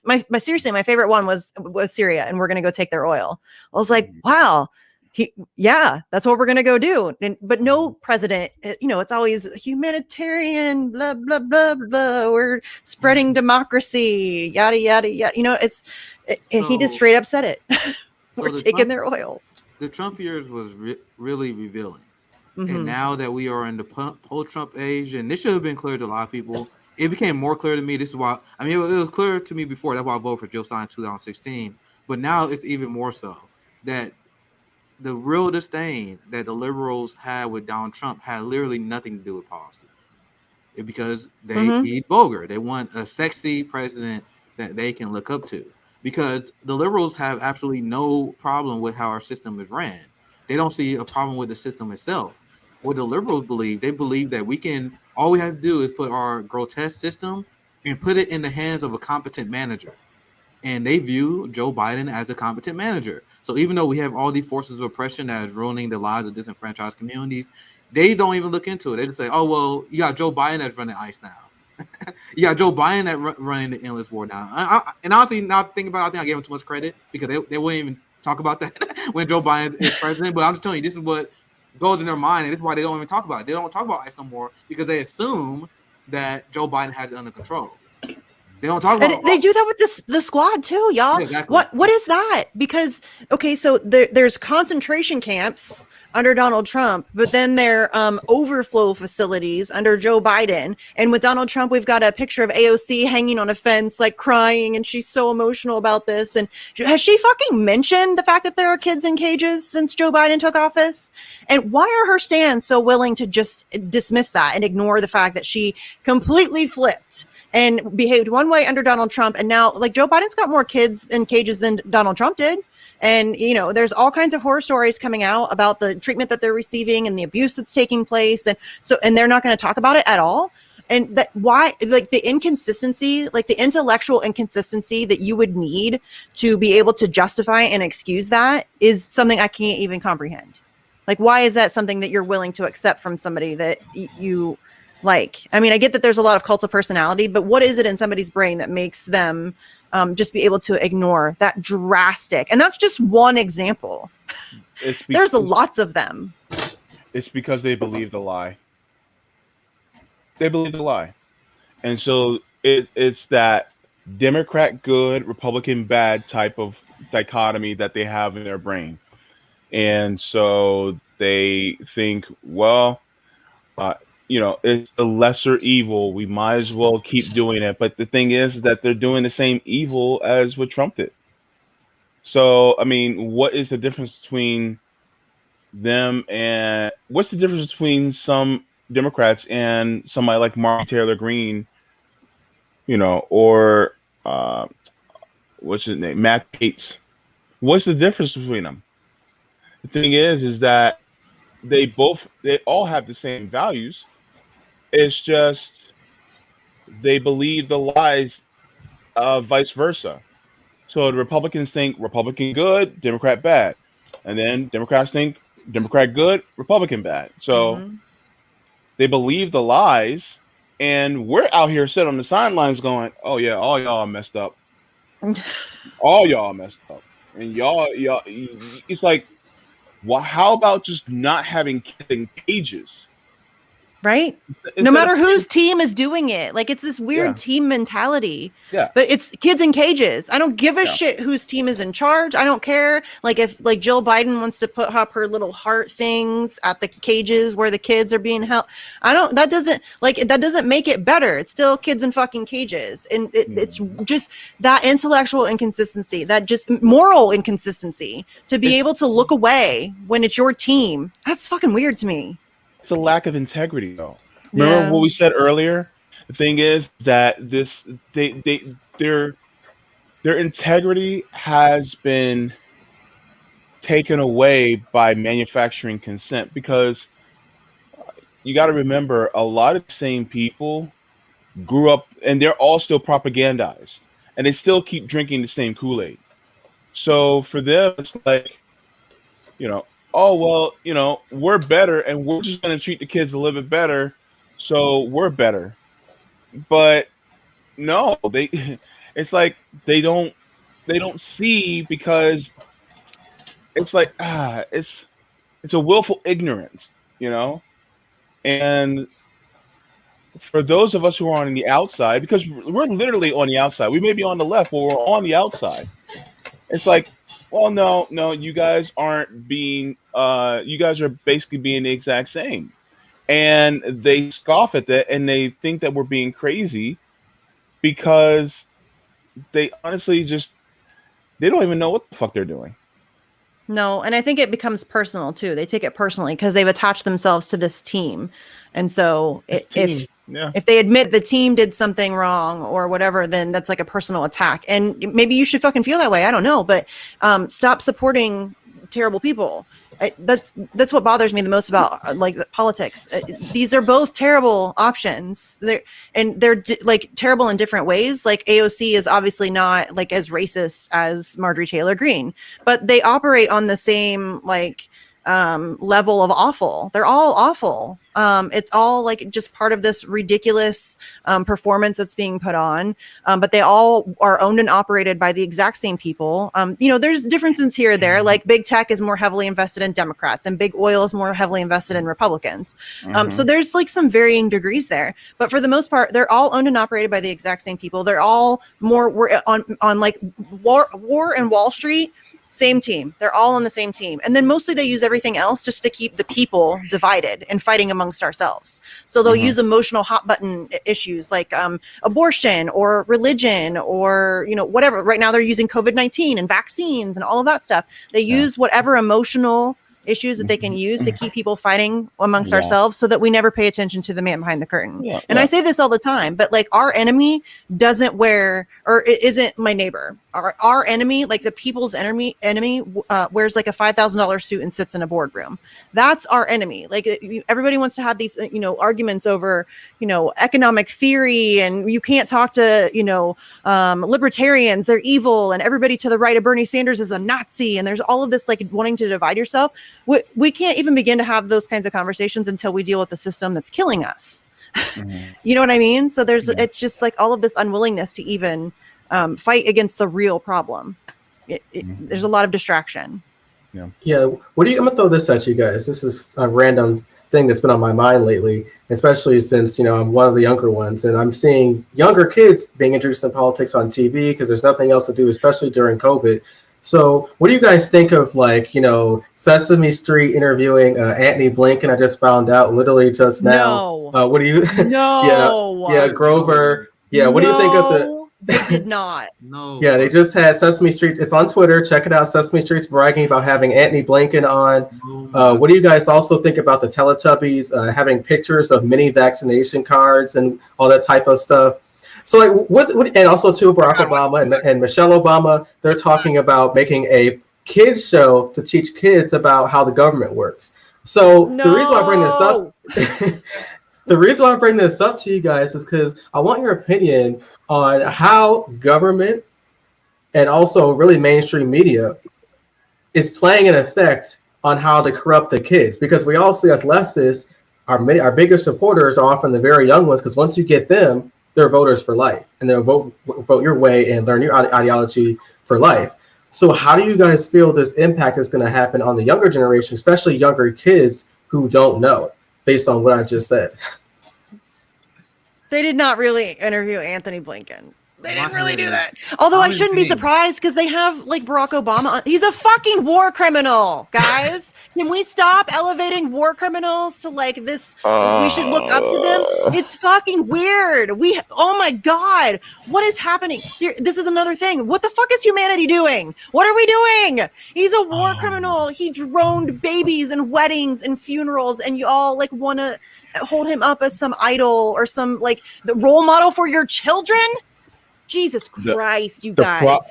The propaganda and manufacturing consent just went up to 11. Because look, they it was brought out in Second Thought, where he showed a video about how even kids who are on Twitch and they're streaming gaming on Twitch, you actually have military recruiters that are literally recruiting kids on Twitch through video games. And so now they're trying to get him even earlier because you want to have Grover talking to Antony Blinken. And, it's like, hold on. I don't want Elmo manufacturing my kid's consent because that's absolutely asinine and stupid. And the thing is that like, look, we had Schoolhouse Rock when I was younger. Yeah, I just aged myself. Look at the gray hairs on me. But yeah, we watched Schoolhouse Rock and that was educational enough. We do not need somebody to manufacture our consent to start telling people, oh, hey, kids, guess what? The Chinese people over there, they want to destroy our way of life and blah, blah, blah. Then that's what they're going to try to do. When in reality, it's the United States that's trying to do that to them. And the thing is that this is crazy. This is terrifying is what this is. It is. Listen, we're Steve Poikonen says it all the time. I think Nick says it all the time. The United States is the most propagandized country on earth. It's not even close. And people want to talk about North Korea. I get it. North Korea is very propagandized also. It's very overt there. It's very covert here. And it is like from everywhere. You get the moment you are born, you are force-fed propaganda. But this is like interviewing Antony Blinken is an like next level. He's disgusting. He's like one of the most evil psychopaths planet Earth.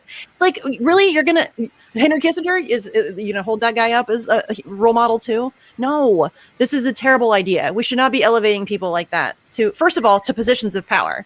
If we're going to have positions of power, those kinds of people should be kept far away from them. But you know, we let's just not, those kinds of people. No.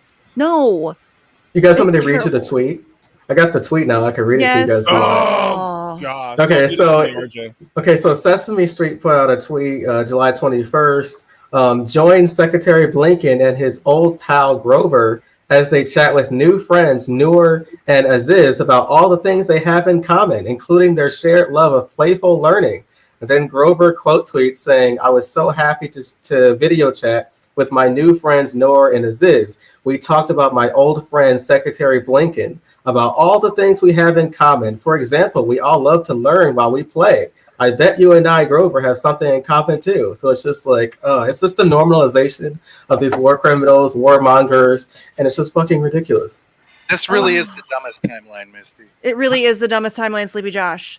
Dude, okay, listen. I've known it's been bad for a long time. Okay, Anthony Blinken going on Sesame Street and that's just like a normal thing is like, that makes me really depressed. Like, that doesn't give me a lot of hope for the future. And listen, it's been bad for a long time. I don't know why this one's like affecting me this much, but I mean, it's not like we don't have Hillary Clinton running around doing like soap or talk shows or whatever. And you know, like George W. Bush is going on Ellen and like dancing, and he's, you know, responsible for I just can't. I can't. This is Like that one hit hard. It hits hard. Like that's kind of news you hear, and it like kills your hope for humanity. Like that's like, how do we even overcome that? Blinken. So how is it not white supremacy to undermine, undervalue, and have no appreciation for the brown people that he's responsible for killing overseas? yeah. How is devaluing their lives?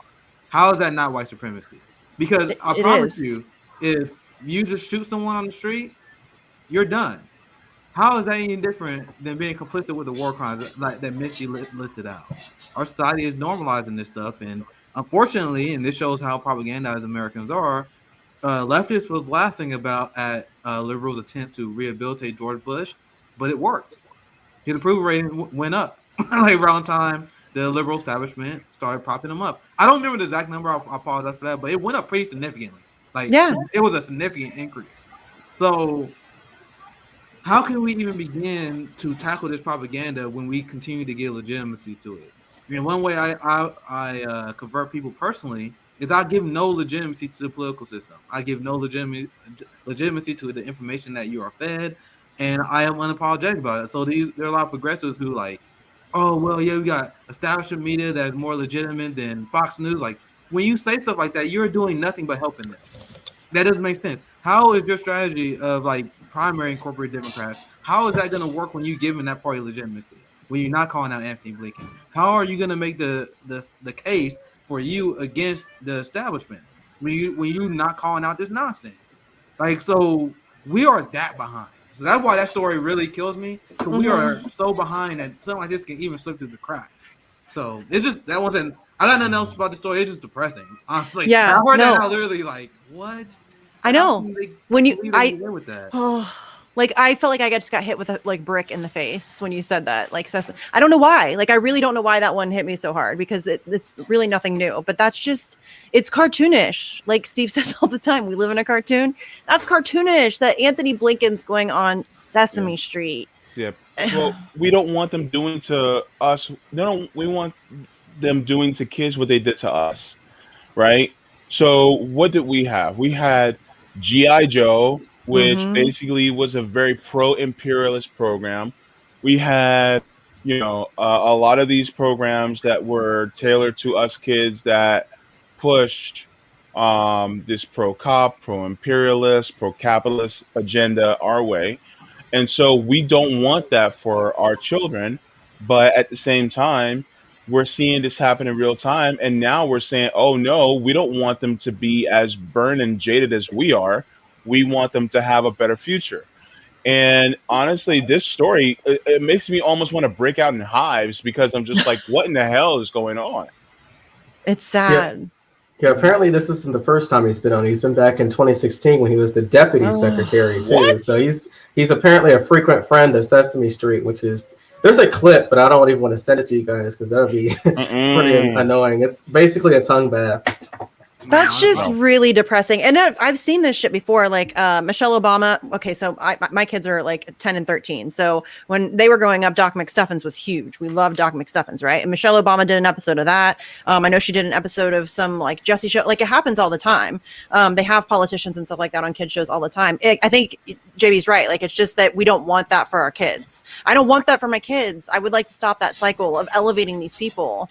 But I think a lot of it is that we've been programmed to think that these are the good guys, like we're the good guys. It's American exceptionalism. So a lot of people don't see that as like they're bad people, they're war criminals. They see that as, oh, well, they were working on behalf of the good of America, or what, you know what I mean? What's good for America? So it's good and just and true. And that's just not the case. And I think that's a lot of like dispelling that. Like I said before, we're all propagandized from birth to think that the United States is the greatest country on earth and that we can do no wrong and that we're like the world's, we're the best gift to the universe. And it's so that's a lot of that is just trying to break that down so that people can start to see the reality of what we're responsible for. Which is hard. Like people coming to terms with that and realizing that everything that they ever thought they knew about their country and their experience is a lie. Like that's a big thing. Like that's heavy. That's a really heavy thing. So I get why a lot of people, I don't have a lot of patience for people who can't get there just because I'm flawed. But I get why that's hard, like a hard thing to wrap your head around. I still remember because I went through a big history phase before I became a leftist, and that kind of what led me to becoming a leftist. I remember when I was still kind of propagandizing to think that this was a great country. I used to read history and like, yo, this is crazy. Like, I'm lucky that I'm not in these disastrous times. But then as I became radical, so then it was history itself where I'm like, okay, so if I'm reading about all this corruption, if I'm reading about all this horrific act of humanity by government, why wouldn't I assume my government is doing that? That was kind of like open the show. I saw all this horrific stuff. I'm like, so am I supposed to believe that this stuff just stopped like 20 years ago? No, it has to keep going. So like history and analyzing history is a big important part in order to radicalize people and drag them to the left. And real history. Real history, not the whitewash bullshit that they force feed you in public schools. Not that shit. Danny Scherzen has a really good book out right now. It's back there somewhere. It's the really big white one right there. But it's called A True History of the United States. It's like a Howard Zinn styled book. I would recommend picking that up. It's really good. But yeah, we're people. I think that's what makes it so difficult is that we're lied to. Like you're given this reality, and then to admit that that's all. Like everybody you ever loved lied to you. Like, because our parents are brainwashed, all of our teachers were brainwashed. They were all giving us this misinformation, and so that's like a lot to accept. Like everybody you ever loved lied to you. Everything that you ever thought is a lie. Like that's really heavy because it changes a lot. I mean, really, on like a consciousness level, it changes a lot. And then moving forward, it's like I say it all the time. Once you know, you can't unknow. And it changes everything moving forward. Like I can't look at anything the same ever again. Once you come to that realization, it like changes your entire existence. Which is heavy. Like that's a really heavy thing to take on. Yeah. And you're constantly pissed off now because what's going on. And every single time you hear something, you just people wonder why you're pissed off all the time. And it's like because the shit won't change. And it's depressing. Yeah, I'm pissed off because kids are being genocided in Yemen, and Palestinians are being genocided, and it's like a constant barrage of awful all the time. And once you know, and you're able to recognize the things that are going on, it sucks. It is really brutal. That's not an excuse, though. I don't want to make it an excuse. I think people, especially now in the age of instant information, ignorance is a choice. It is. So, like, I remember that's a good point, Missy, because I remember people got mad at me at my because of my Eric Adams tweet. Where they were like, "Well, how black people are supposed to know that he's a cop?" Like, I'm done with that excuse. And I know it's harder for my white comrades to say this, so I have to say it. Like, I'm done with this idea that black people don't know what the fuck is going on. You guys are choosing not to resist. You guys are choosing to sell us out to the police state. When the black boomers sell us out to the police state, that is an active choice they are making. And then I think this is also part of racism. There was a lot of white people getting mad at me while my black comrades were backing me up because I'm like, if you voted for Eric Adams, you're black. Sorry, you're a low info voting motherfucker. And people are like, oh, you think black people are low info? Yeah, if you vote for Eric Adams, you're a low info. And I'm gonna call these people out. And honestly, this is how I actually radicalize people. Like people have no idea how to talk to the people they claim they want to support. I don't hold their hand and pretend they're fucking stupid. I'm like, bro, if you vote for this is what you sign off on. You're complicit with. And then I tell people that they're like, I don't want to be complicit with that. That's how you win. That's how you convert people. People need to stop treating people like they're dumb. I talk about foreign policy literally when I canvass. And ask anyone who was with me in South Carolina. There's almost no one who was flipping more people with the brain than me. And what they would tell you when you canvass and when you talk to voters, they will say, "Oh, you just keep it simple. Just focus on registering people to the poll." Which I'm not saying that's not a good strategy. To be clear, because not everyone can is equipped to have this conversation. But I promise you, I will go to people's door. And like, yo, we can afford Medicare for all. Cause you know how much we spend on our military? We literally increased our military budget by tens of billions of dollars per year. I think it's $780 billion now. It may be more because they probably increased it even more. But I promise you, like normal average people, I will explain to them how much we spend on the military. I was explaining corporate bailouts to them, and then I'm like, all right, if we can do all this, why can't we have Medicare for all? Then I have people like, whoa, you're right. Right. I use that to convert people in, but the orthodoxy will tell you the exact opposite. They will tell you, oh, you gotta keep it dumb. I don't believe in that. Well, I do not believe in that at all. In fact, keeping it dumb actually hurts the left because we're not actually making the argument to these people. You're doing the work of the establishment. WikiLeaks released that. Hillary Clinton said we like our voters to be dumb, like we don't uninformed, because it's okay. So politics for most people is very surface level. If you look at Chantel Brown and Nina Turner, most voters probably were just like, oh, I like her personality better than hers, or you know what I mean? Like it's very surface level for a lot of people. People like, especially when you're in our circles, I think it's very easy to get lost in the fact that everybody is like hyper focused on this and knows all the ins and outs. Most people do not know what the fuck is going on. You know what I mean? Like it's very surface level for a lot of people, and that's a huge part of the problem is that it's really difficult. But Nick's right. You cannot. It's insulting to somebody's intelligence. I happen to think that most people, when presented with like real evidence and reality, are very easily able to understand what's happening. I do it with Julian Assange all the time because most people, when they're presented with the actual facts of that case, it's very easy to recognize the bullshit. It's very apparent. It's not hard to do. You just have to somebody has to be willing to be open-minded to hearing it. And with Julian Assange, that's why the emotional aspect, which is why they use fear and all of that stuff against us, because it's so much easier to control an emotional person than a rational thinking person. And so, they'll use that kind of emotional stuff, the smear tactics and all of that, so that it dehumanizes, like just with Julian Assange as an example, it dehumanizes him and it makes it so much easier for you to not care about what's happening to him because he's icky or, you don't like him or whatever. And they do that all the time. You're just doing the work of the establishment when you do that. And when you insult people's intelligence and you aren't willing to like just have a conversation with people. It's a conversation. Like it shouldn't be that fucking difficult. But you're not allowed to do that. Remember what Trump said? He said he loves the poorly educated. Mm-hmm. Yeah, he basically said out loud what a lot of other politicians think. They love the poorly educated. Well, the poorly educated because then that means they don't know any better. And so they want to count on that. And that's why our education system has been decimated because they love uneducated, ill-informed. It's ignorance. I mean, and that people get really pissy when you use that word. It's not an insult. That just means you don't know. That's it. That's all that means. There's a solution for that. Yeah, just to add on what everyone said so far, one point Nick made was that some people may just don't know and are uneducated. You also have a faction too in the black community that are educated, they just don't give a fuck or just doesn't agree with their ideology. Like I have family members who are liberals and conservatives, some that are heavily pro-capitalist, and I try to make the argument all the time. Been doing it for the last couple of years. It just doesn't get in their head. And so they're staunch capitalists, pro Bezos, pro Amazon. I literally want to just bang my head against a wall, but for many of them, it's just never going to stick. And so the only thing you can get to them is, and how you get to them is like, okay, if you're a pro-capitalist or you're pro-establishment, whatever, how's that benefit you? And they always go, But then when you break down why the system is flawed and everything, it brain farts, but they just go back to the mental reset of the ideology, the Yeah. theory of America. It's just a The comfort theory. thing. It's a comfort It's- thing. it's People it's don't want incredibly. to, they don't want to admit that they could be wrong or that they've been duped or, you know, and they're comfortable with where they're at. And they don't, a lot of people won't even entertain ideas outside of their bubble, you know? And so that's really and that's why fighting against propaganda is so important, because that's what the front line that they use against all of us. I mean, ugh.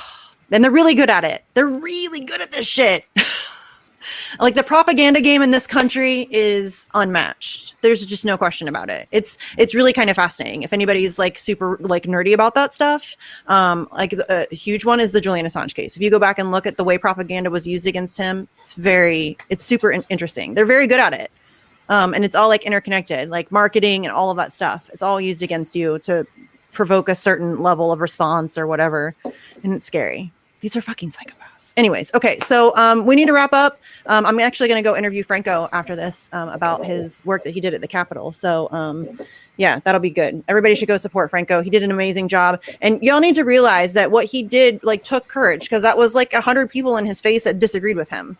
And to be able to speak out and have the courage to speak out and call these politicians out to their faces is something that we need more of. And because if there's more of us speaking out, then it won't be just one dude. You know, there'll be a dozen of us who are able to then effectively combat the bullshit that they're selling us. So shout out to Franco. He did a great job. So do you guys want to tell everybody where they can find you, what time your shows are all on and all that good stuff? So everybody can keep up with, you guys should seriously be following these guys. I'm sure most of you are already, but you know, we need more independent media, and this is they're doing some of the best work that we have going right now. So We appreciate definitely that, support. Missy. Yeah. If you guys are gonna catch any episode of FHL, you gotta catch the episode that come on tomorrow. Like the roundtables that we do on Thursday, that's the one that is absolutely cannot miss. But make sure you check us out, because we upload every single day. Like even right now, we got a great new left panel that CJ is running right now. I'm gonna check that out as soon as I leave this roundtable. So just support for him to left it. I turn to RJ and JB so they can talk about what they have coming up. Yeah, so my show, Revolutionary Jargon's on the screen. You could watch it Friday, 6 p.m. Eastern Standard Time, every Friday, every week. Also, you can follow me on Twitter at Comrade Curls. If you see the curls, you know it's me. On this Friday, I'm going to be having the guys of the Vanguard come on where we do news stories and talk about really the biggest topics of the week. I was on their show this Monday, so check that one out as well. Yeah, I typically do my live streams on Sundays at 1 p.m. Eastern Standard Time. It's called the JB Show on the FHL Network. This Sunday, I think I have Alan Axelrod. I'm having him back on the show. We're going to be talking about the no Ameren shutoffs, about the utility shutoffs that are typically done, how it's damaging, especially to communities of color, and it can be very dangerous. So we're going to be talking about that. And yeah, you can always catch me there. And be sure to catch Comrade Misty whenever you can, because which is a lot. I'm all over the place a lot of the Yeah. times. But I think the only thing that I have before we wrap up is just on August 11th, Julian Assange has the next court hearing. So we're going to get the prosecution is appealing the judge's decision to not let them challenge on health grounds. So, you know, we're just kicking this can farther down the road. Well, Commander X has got stuff coming up, all of that. You can follow free Commander X _ for updates on that. I'm always thinking I'm forgetting stuff. Like I said, I'm getting ready to go interview Franco, Jesse, and I for Facts on the Ground. So look for that video to be coming out soon. And then next week, I think, Compton J is coming on. And I'll probably try to get, and then the 18th is Christina Livio. Yeah, that's what it was. So that's what we have coming up the next 2 weeks on Bitch. And then, as always, if you can, go to Sleepy Josh's Twitter page. It's at AbortU, ABORTU. He has a Buy Me a Coffee link that's there. So go and buy Sleepy Josh coffee, because he likes coffee. It's good for him. Because I couldn't do this show without him. I know I say that all the time, but I just want to make sure everybody knows I'm an idiot on technology, and without Sleepy Josh, I wouldn't be here. So I think that's all that I have for you guys. So yeah, just catch us next week with Compton J, and we'll see you then. Bye, guys.